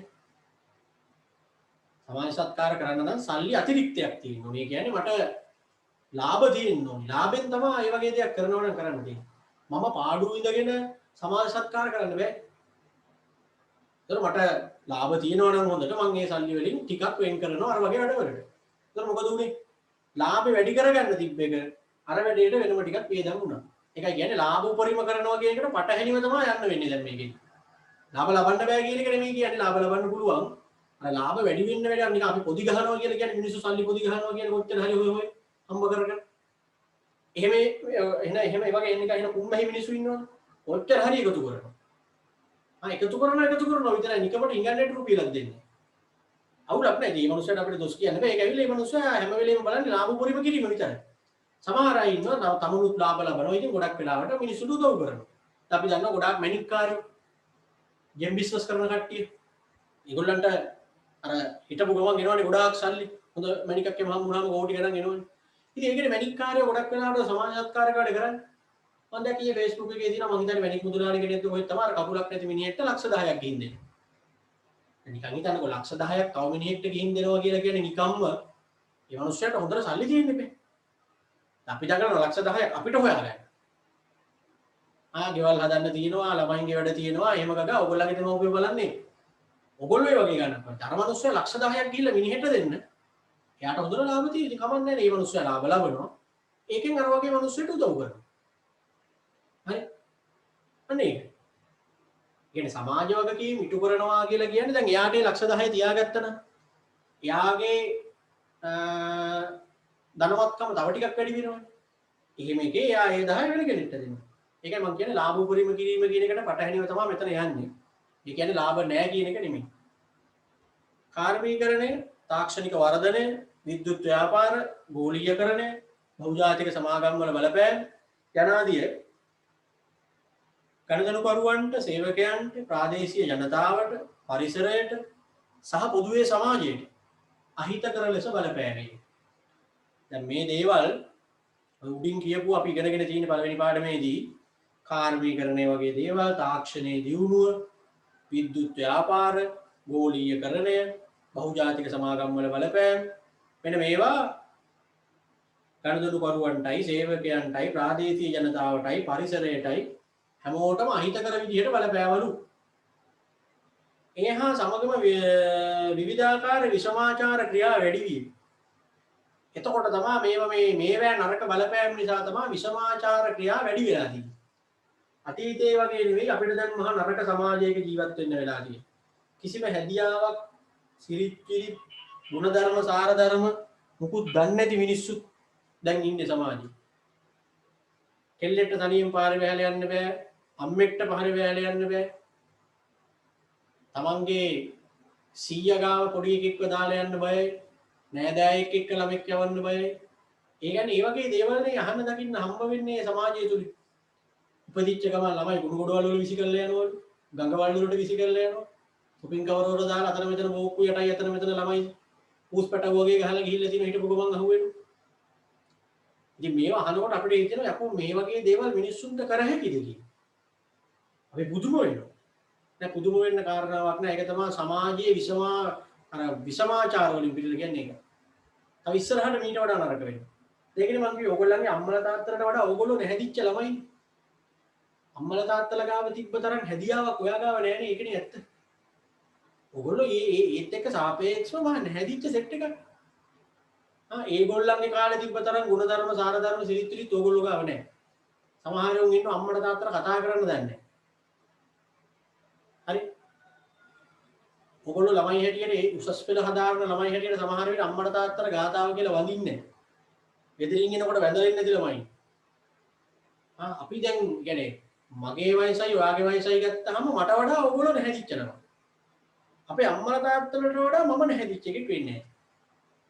ඒක තමයි පරම්පරාවෙන් පරම්පරාවට මේ ව්‍යාපාර ක්‍රියාකාරකම් නිසාම එන්න අර හැදිච්චකම් නැති වෙනවා මිනිස්සු. ගුණධර්ම, සාරධර්ම ටික ටික දිය වෙනවා. අපිට මතකයි අපේ ආච්චිලා සීයලා එහෙම ඒ දවස්වල සීය නම් මම දැකලා නැහැ. අපේ ආච්චි හවසට 4 විතර ඉඳලා මල් කඩාගෙන පහන තියාගෙන පැය භාගයක් විතර ගාත කිය වඳිනවා. ඉතින් අපිත් දැන් එතන වාඩි කරවගෙන අපිත් දැන් ඒව දන්නවා. ඒ කියන්නේ කාලේ ඔය තියෙන සියලුම පන්තිල් පද, ඔය තියෙන රතන සූත්‍රය, අරක මේක ඔය සූත්‍ර ටික සේරම තාමත් පාඩම්. ඒ පොඩි කාලේ ඉඳන් කරපු ඉන්න. හැබැයි මේ වෙද්දී මම මොන්ඩිසෝරි කාලේ එක වසරේ දෙක වසරේ ඉඳලා මේ දේවල් කරාට මගේ ළමයා දැන් මේ දේවල් වලින් ටික ටික ඈත් වෙලා. අනේකයි මම කියන්නේ පරම්පරාවෙන් පරම්පරාවට ටික ටික නැහැදිච්ච සමාජයක් නිර්මාණය වෙගෙන යනවා කියන්නේ. ඒක මේ ව්‍යාපාර ක්‍රියාකාරකම් එක්ක තමයි වැඩිපුරම සම්බන්ධ වෙලා තියෙන්නේ. ඒක දැන් අපිට තේරෙයි ඉස්සරහට කරන් යනකොට. ඕන කල්පනා කරන්නේ අපි මේ වගේ මිනිස්සු නැහැදෙන්නේ කොහොමද ව්‍යාපාරින්ද? ව්යාපාර කියන්නේ මහා කුඩුල් සංකල්පයක්. ඒ වගේ ගුණධර්ම, සාරධර්ම මිනිස්සු ගාව ටික ටික නැති වෙන්න දැන් ඇයි? නොයේකුත් විදිහේ ව්‍යාපාර ක්‍රියාකාරකම් තමයි ඒකට ඍජුව බලපාලා තියෙන්නේ. ඒක තමයි මේ කියන්නේ. ලෝකෙටම උනායි වෙච්ච දේ තමයි විවිධාකාර විෂමාචාර ක්‍රියා. නිකමට Facebook ගියාම රැට නිවුස් බලනකොට පේන දේවල්, යන නිවුස්, අහන්න දකින දේවල්, ලැබෙන දේවල් බලන්න තනිකර නිකන් තිරිසන්නු වෙලානේ මිනිස්සු. ඉතින් ඒක දැන් තමයි අපේ උන්ට තේරිලා තියෙන්නේ. කියන්නේ මේ සමාජයේ සෑහෙන්න රෝන් සයිඩ් ගිහිල්ලා ගියේ. ඒක තමයි දැන් මේ වගේ සංකල්ප මේ ඔයගොල්ලෝ නුගන්නන්නේ. ඇයි කොමර්ස් කරන්නේ උන් නුගන්නන්නේ? කොමර්ස් කරන්නේ උන් තමයි මේකට වග කියන්නේ. උන් කියන්නේ ව්‍යාපාරික ශේෂ්ත්‍රයට එන්නේ ඔයගොල්ලෝ. මේ වෙච්ච විනාශයට වැඩි හරියක් දායක වෙලා තියෙන ව්‍යාපාරිකයෝ. බිස්නස් කරන අය තමයි මේවට සම්බන්ධ ගොඩක් වෙලා. කුඩු බිස්නස් නේ. ගංජා බිස්නස්, කුඩු බිස්නස්, අරක්කු බිස්නස්. හැම එකම බිස්නස් පරමාර්ථයෙන් තියෙන ලාභණි ලබන්න හදන. සංකර ඇඳුම් ටිකක් විකුණලා මොනවා හරි එක එක ස්ටයිල් වලට ඒත් බිස්නස් නේ. ඊළඟට නොගැලපෙන ටෙලි නාට්‍ය, නොගැලපෙන විදිහේ චිත්‍රපටි, නොගැලපෙන විෂුවල් බිස්නස් නේ. මොකක් හරි ගුණ හරපයක් දාලා YouTube එකේ views වැඩි කරගන්න දඟලන ඕවා මොනවද බිස්නස් නේ ඕවා. හරි. ඉතින් ඒකින්ද මේ ඔක්කොම විසමාචාර සමාජයක් බිහි වුණා ව්‍යාපාර නිසා. කොහොමද බලන්න? පසුව සමාජ වගකීම් හා ආචාර ධර්ම කෙරෙහි යොමු වීමේ වැදගත්කම මතුවීමේ ප්‍රතිඵලයක් ලෙස බොහෝ රටවල් සමාජ වගකීම් හා ආචාර ධර්ම කෙරෙහි සැලකිලිමත් වන්නට වීම. සංවිධානවලට සමාජයේ කෙරෙහි සැලකිලිමත් වීමට උනන්දු කරවන සංකල්පයක් ලෙස සමාජ වගකීම් හැඳින්විය හැකියි. සංවිධානයේ ක්‍රියාකාරකම් ගණදනුකරුවන්ට, සේවකයන්ට, කොටස්කරුවන්ට, ප්‍රදේශවාසීන්ට, පරිසරයට කෙසේ බලපාන්නේද යන විමසිල්ලට ලක් කිරීම සමාජ වගකීම් සංකල්පයේ හරයයි. මේකෙදි බලන්නේ ව්‍යාපාරවල ව්‍යාපාර ක්‍රියාකාරකම් ටික කොහොමද ප්‍රාදේශීය ජනතාවට බලපාන්නේ? කොහොමද ඒකේ වැඩ කරන සේවකයන්ට බලපාන්නේ? කොහොමද ඒවෙන් බඩු ගන්න ගණදනුකරුවන්ට මේක බලපාන්නේ? කොහොමද රජයට මේවා බලපාන්නේ? ඒක තමයි මේ හොයන්නේ. සංවිධානයේ නීති රීති හෙවත් ව්‍යවස්ථානුකූල බැඳීම් වලින් ඔබට යන බැඳීමක් ලෙස මෙය හඳුනාගත හැකි යන හොඳ කතාවක් එතන කියන්නේ. පුතේ සමාජ වගකීම් ඉටු කරනවා කියලා කියන්නේ අපේ වචනෙන් කියනවා නම් සාධාරණව බිස්නස් කරන එක. ඒක තමයි අදහස. හැමෝටම සාධාරණයක් වෙන විදිහට ව්‍යාපාර කරන එක තමයි සමාජ වගකීම් ඉටු කරනවා කියලා කියන්නේ. ඕක නීති දාලා කරන්න පුළුවන් වැඩක්ම නෙමෙයි කියලා තමයි මෙතන කියන්නේ. ව්‍යවස්ථානුකූල බැඳීම් වලින් ඔබට යන බැඳීමක්. ඒ කියන්නේ මේක නීති දාලා මෙහෙම කරන්න බෑ. දැන් අපිට කියන්න බෑ සිර සමාජ ජාලයට ඔයා අනිවාර්යෙන් ගෙවල් හදලා දෙන්න. ඔයා පාලම් හදලා දෙන්න. ගම් වතුර ආවම ඕගොල්ලෝ ගෙනියන්න ආධාර ගෙනියන්න නීති දාන්න බෑ මිනිස්සුන්ට එන්න. ඒකේ මොනසාගේ බිස්නස් එක. කාට හරි ඇවිල්ලා මට කියන්න බෑ ඔයා මේ සල්ලි හම්බ කරනවා මෙච්චරක් ඒ හින්දා ඔයගොල්ලන්ගේ ගමේ තියෙන ගෙවල් 10ක් විතර තෝරගෙන බඩු මල්ලක් දෙන්න ඕනේ අනිවාර්යෙන්. එහෙම මට කාටවත් කියන්න බෑ. කාටවත් එහෙම ඇවිල්ලා මට කියන්න බෑ. කියන්නේ නීති දාලාම කරන්න පුළුවන් දෙයක් නෙවෙයි මේ. සාධාරණ විදියට කාටත් අසාධාරණයක් නොවන විදියට ව්‍යාපාර කරනවා කියන එක නීති රීති වලින් කරන්න පුළුවන් දෙයක් නෙවෙයිලු. ඊට එහා ගිය බැඳීමක්. ඊටත් වඩා එහා ගිය බැඳීමක්. දැන් ළමයි නීතියෙන් එන බැඳීමනේ ටිකක් තද බැඳීම. අපිට නීතියක් දැම්මොත් මොකක් හරි දෙයකට ඒක ලොකු බැඳීමක් නේ. එතන නැත්නම් ඒක කැඩුවොත් එහෙම නීති කඩුවා වෙනවා, දඬුවම් විඳින්න වෙනවනේ. ඒ නිසා ඉතින් නීතියෙන් කියන දේවල් ගොඩක් මිනිස්සු අහනවා. මේ බැඳීම හරි ශක්තිමත් නීතිමය බැඳීම. දැන් සංචරණ සීමා දාලා කියලා රජෙන් නිවේදනය කරාම මිනිස්සුන්ට සිද්ධ වෙනවනේ ඒවල වලට වෙලා ඉන්නේ. ඒකනේ එහෙම දාන්න. නැත්නම් සංචරණ සීමා ඇඳිලි නීතිය ඕවා දාන්න ඕනේ නැහැ. ලෙඩේ මේ කොරෝනා වල ස්වභාවය කිව්වහම මේකෙදි පරිස්සම් වෙලා ඉන්න ඕනේ කියන එක මිනිස්සු තේරුම් ගන්න බෑ. එහෙම නොවන නිසානේ නීති දාන්නේ. නීති වලට බයනේ අපි ගෙදරට වෙලා ඉන්නේ. කියන්නේ නීතියෙන් එන බැඳීම හරි තද බැඳීමක්. හරි. ඊටත් වඩා එහා ගිය බැඳීමක් තමයිලු මිනිහෙක් සමාජ වගකීම් ඉටු කරනවා කියලා කියන්නේ. ඒ කියන්නේ මේ සාධාරණ විදියට බිස්නස් කරන්න කෙනෙක් හිතනවනම් ඒක ඇවිල්ලා නීතියෙන් කිව්වටත් වඩා තදින් කියපු දෙයක්. ඒක නීතියෙන් කියනවටත් වඩා තදින් කියන්නේ කොහෙන් කිව්වහම? හා? නීතියටත් වඩා තද බැඳීමක් තියෙන්නේ අපි මොකක්ද එක්කද? නීතියෙන් කිව්වත් අහන්න නැති දේවල් මෙහෙන් කිව්වොත් මිනිස්සු අහනවා. කොහෙන් කිව්වොත්ද කියලා තමයි මම අහන්නේ. කවුරු කිව්වහමද නිකන් කොහෙත් එක්කද අපි මේ බැඳීම තියෙන්නේ? නීතිත් කඩනවනේ මිනිස්සු කොච්චර නීති තිබ්බත්. දැන් සංචාරණ සීමා තියෙනවා කියලා කිව්වට බලන්නකෝ පාරට ගිහිල්ලා. ඕනි තරම් මිනිස්සු එහෙම යනවනේ. කියන්නේ නීතියෙන් බෑ මිනිස්සු කන්ට්‍රෝල් කරන්න. නීතියටත් එහා ගිය බැඳීමක් තියෙනවා තව. නීතියෙන් කිව්වත් අහන්න නැති වුණාට මෙහෙන් කිව්වොත් අහන්න. කොහෙන් කිව්වොත්?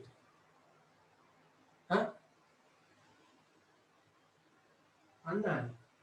නීතියෙන් කිව්වත් අහන්න නැති දේවල් අහන්නේ කොහෙන් කිව්වහමද? බොක්කෙන් කිව්වහම. හදවතින් හිතින් එන්න ඕනේ හිතින්. හෘද සාක්ෂියෙන් එහෙම නැත්තම්. නීතියෙන් කිව්වත් අහන්න නැති දේවල් පුතේ අපේ බොක්කෙන් આવොත් අපි අහනවා. මට එන්න ඕනේ අයිඩියා. මට හිතෙන්න ඕනේ අනේ මේ දුප්පත් මිනිස්සු ඉන්නවා කන්න බොන්නවත් නැති මිනිස්සු. ඒ හින්දා මම මේ මිනිස්සුන්ට මේ වගේ උදව්වක් කරන්න ඕනේ කියන චේතනාව මට එන්න ඕනේ. ඒක මගේ හෘද සාක්ෂියෙන් එන එකනේ. ඒකට නීතියෙන් කියන ඒවා මිනිස්සු ඕනි තරම් කඩගෙන. නීතියෙන් කියන්නේ වහන්නේ දැන් ඔබ සංචාරන සීමා කිව්වට බලන්නකො අහනවාද කියලා. දැන් කොච්චර නීති දාලා තිබ්බත් බලන්න සමහර උන් මාස්ක් එක ගන්න පොලිසිය දකිනවා. හරි. දැන් බයිසිකලේ යනකොට හෙල්මට් එකක් දාන්න යන්න කියලා ලංකාවේ නීතියක් තියෙනවා. ඕය ඇවිල්ලා නීති නෙවෙයි වෙන රටවල. හෙල්මට් දාන්න යන්න කියලා නීති නෑ. දැන් බයිසිකල් හදන්නේ වැඩි හරියක් ඉන්දියාවේ. බලන්නකො හින්දි ෆිල්ම් එකක් ටැමිල් ෆිල්ම් එකක් බලනකොට ඉන්දියාවේ අර බයිසිකල් වල යන්නේ උන් හෙල්මට් දාන්න යනවාද කියලා. දැන් නළුව දාන්න යන්නේ නෑ කියමුකෝ රඟපානිකා හින්දා. පාරවල් වල දර්ශන එහෙම පෙන්නනකොට බලන්නකො පාරේ එක්කවත් එහෙම හෙල්මට් දාන්නේ නෑ. ඒවා නීති නෙවෙයි. හෙල්මට් එක දාන්න කියන්නේ ඇයි? අපේ ඔළුව පරිස්සම් කරගන්න. අපේ උන් මොකද කරන්නේ? ලංකාවේ අතුරු පාරේ යනකොට හෙල්මට් එක අතේ දාගෙන තමයි හෙල්මට් එක අතේ දාගෙන තමයි අතුරු පාරේ එන්නේ. මහා පාරවල දානකොටම හෙල්මට් එක දාගන්න. ඒතර හෙල්මට් එක දාගත්තේ ඔළුව පරිස්සම් කරගන්නද පොලිසිය දඩේ ගන්න බයට. දඩ ගහයි කියලා බයටනේ. ඒතර බලන්න අපි නීතියේ පිටින් ගිහිල්ලානේ අපිට එතන ලොකු බැඳීමක් නැහැනේ නීතියත් එක්ක. දඩ ගහයි කියලා බයට හෙල්මට් එක දාගන්න අතුරු පාරේ අතේ දාගන්න. දැන් මිනිස්සු මාස්ක් එක දාන්නෙත් එහෙමනේ. පොලිසිය ඉන්නවා නම් දාන්න. නැත්තම් ඔය ගමේ දැන් ඔය මම ගමේ ගිහින් ආවේ පෙරේද එකෙක්වත් මාස්ක් දාලා නැහැ. ඔහේ ඉන්නවා තැන් වල කණ්ඩවල් ගාව. ඒ අසේ ගෙදරටත් තියෙනවා. පිටක් කන්න අරකයි මේකයි එකක ගේ නිකන් ගෙවල් වලටත් තියෙනවා. කතා කරගෙන ඉන්නේ ගානක් පන්නේ. දැන් මෙච්චර ටීවී වලින් කියනවා මේකේ භයානක තත්ත්වයේ දවසට 50 60 මැරෙනවා 100 මැරෙනවා හිටපු ගමන්. බෙහෙත මේකට බෙහෙතක් නැහැ කියලා දන්නවා. සේරම දැනගත්තත් මිනිස්සුන්ට මේ නීති දාලා තිබ්බටම වැඩක් නැහැ. හැබැයි සමහර මිනිස්සු මේකෙන් ඇත්තටම පරිස්සම් වෙලා ඉන්නවා කොහෙවත් යන්නේ නැහැ මාස්ක් එක දාගෙන යනවා සැනිටයිසර් පාවිච්චි කරනවා අන්න බොක්කෙන් ඉන්නුනේ. ඇත්තටම මට පාරේ යනකොට මට එන්න ඕනි හැඟීමක් මම මේ කොරෝනා වලින් පරිස්සම් වෙන්න ඕනි කියන හැඟීම. රටේ කොච්චර නීති තිබ්බත් ඒවට පිටින් අපි එහෙම මෙහෙම රිංගලා යනවා. මගේ හෘද සාක්ෂියෙන් මට එනවා නම් මම මාස්ක් එක දාන්න ඕනි කියලා මම අනිවාර්යෙන් මාස්ක් එක දාන්න යනවා. ඒක මම නියම විදිහට දාගෙන ඉන්නේ. මට හිතිලා දාගත්තොත් තමයි. නීතියට බය දාන එක මොකද කරන්නේ? පොලිසිය හරි මොකෙක් හරි ඉන්න තැන විතරයි දාන්නේ. එක්ක නිකටි. මෙතන සීනි. එහෙමනේ. අර බොක්කෙම්ම හිතලා අපි මේ ලෙඩෙන් ආරක්ෂා වෙන්න ඕනි කියලා හිතන මිනිස්සු නම් සංචලන සීමා දැම්මත් එකයි නැතත් එකයි අත්‍යවශ්‍ය දෙයකට ඇරෙන්න කොහෙවත් යන්නේ නැහැ. මාස්ක් එක දාගෙන යනවා කියත්. ඒ විදිහට පරිස්සමට යන්න. වෙන ගෙවල් වල යන්නේ නැහැ. අපේ ගෙවල් වලට අපි වෙන කාගේවත් ගෙවල් වල යනවා නම් අනිත් මිනිස්සු අපේ ගෙවල් වල එනකොට එපා කියන්න බෑ. ඕගොල්ලන්ගේ ගෙදර අම්මා හරි කවුරු හරි හතර වටේ ගෙවල් වල ගිහින් ඇවිදලා ගිහිල්ලා කියෝ ඉඳලා එනවා. ඒතර ඕගොල්ලන්ගේ ගෙදර කාට හරි එන්න එපා කියන්න පුළුවන්. බෑ. ඕගොල්ලෝ කොහෙවත් යන්නේ නැතුව ගෙදරට වෙලා පරිස්සමට ඉන්නවා නම් ඒතර අනිත් මිනිස්සු සමහර විට එන්නේ නැහැ. අපි ඉස්සෙල්ලා හරියට වැඩේ කරන්න දැනගන්න එපා. ඒකයි මම මේ කියන්නේ මේ සමාජ වගකීම් ඉටු කරනවා කියන්නේ හරියට නීතියකින් කියලා කරන දෙයක් නෙවෙයි බොක්කෙන් එන්න ඕනි බොක්කෙන්. හෘද සාක්ෂියෙන් එන්න ඕනි දෙයක්. හරි. ඔයාලට දන්සලක් දෙනවා. ඔයාලට දන්සලක් දෙන්න ඕනි කියලා ඒ මැනික්කාරයෙක්ට හරි කාට හරි හිතෙන්න එපා යාට. නීති දාලා බෑනේ මිනිස්සුලව සමාජ වගකීම් ඉටු කරවන්න. යම් දේවල් කරවන්න පුළුවන් අර හෙල්මට් දාන ඒවා ඒ වගේ ඒවා. ඒ ඇරෙන්න සමාජ සත්කාරක සේවා කරන්න කියලා බිස්නස් කරන මිනිස්සුන්ට බල කරන්න බෑ. ඒකේ මිනිස්සු හිතලා කරන දෙයක්. බොක්කෙන් එන්න ඕනේ අයිඩියා. දැන් ධම්මික පෙරේර දුන්නා ස්කෑන් යන්ත්‍රයක් අර මහරගම පිළිකාරෝහලට කෝටි 3ක්. කෝටි 3ක් කියන්නේ එසේ ගානක්. නිකන් දෙනවා කියන්නේ පිනට. මේ මනුස්සයට හිතෙන්න ඕන. Tamanට හිතෙන්න ඕන.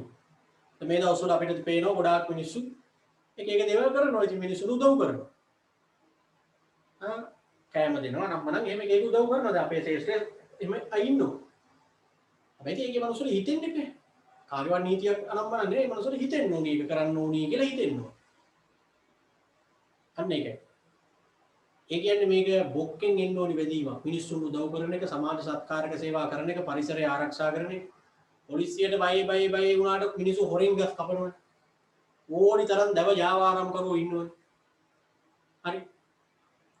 හැබැයි කාට හරි හිතුනොත් එහෙම ඇත්තටම මම මේ විදිහට මේ ගහ කපන්න හොඳ නැහැ කියලා Tamanටම එහෙම හිතනකොට ගෙදර තියෙන ගහක් වුණත් බලන්න අපි කපන්නේ නැහැ. ඒක ගෙදරට වැටෙයි වගේ නම් එහෙට මෙහෙට ඇදලා බැඳලා හරි කමන්නේ නැහැ තියාගන්නවා. ඇත්තටම කපන්න දුකයි. එහෙම ගහක් කපන්න දුක මිනිහ ගහ කපන්නේ නැහැ. ඒකේ හෘද සාක්ෂියෙන් එන්නේ බෑ.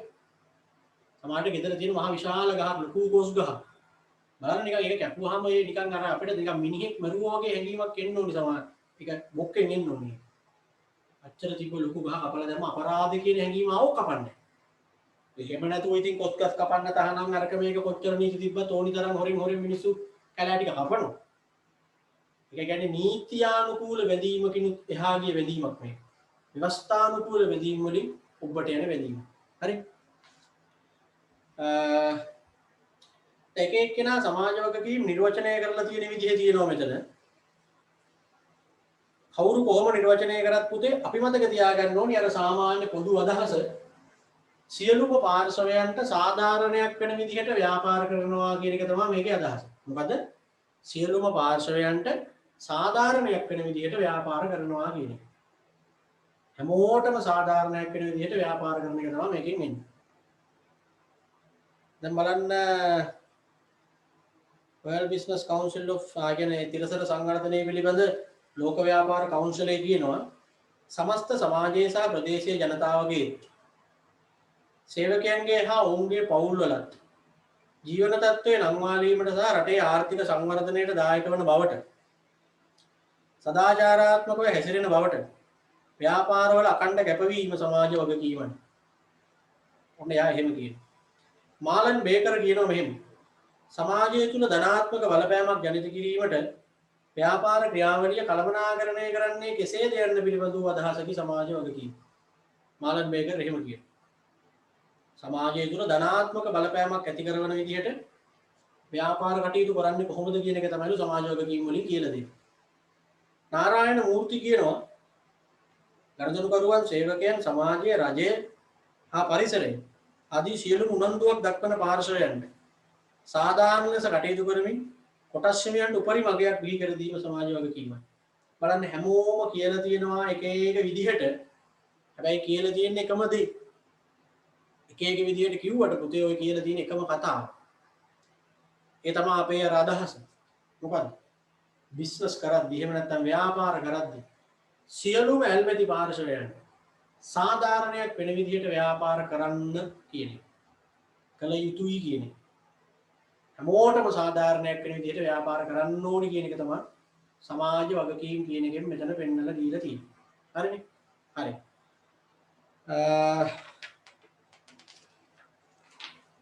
හරි. එතනින් එහාට පුතේ අපි ඊළඟ දවසේ බලමු මොකද තව ටියුට් ලැබිච්ච නැති ළමයි කීප දෙනෙකුත් ඉන්නේ හින්දා. දැන් අපිට ඒතකොට මේ පාඩමේ වැඩ ලබන සතියේ ඉඳලා හරියටම ගන්න පිළිවෙලට කරන්න පුළුවන්. අර ලැබිච්ච නොලැබිච්ච ටියුට් නොලැබිච්ච ළමයි ටික මම අර දැන් ලිස්ට් එක එවන්නම්. ඒ ලිස්ට් එක එවුවට පස්සේ ලිස්ට් එකේ නම තියෙනවා නම් ප්‍රශ්නයක් කරගන්න එපා. ඒ ලිස්ට් වල නම නැත්තම් විතරක් මට ආයෙ තොරතුරු ටික දාන්න මම එතකොට ආයෙ දාන්නම්. හරිනේ? හරි. එහෙනම් හැමෝටම ආයෙ බොහොම ජය වේවා.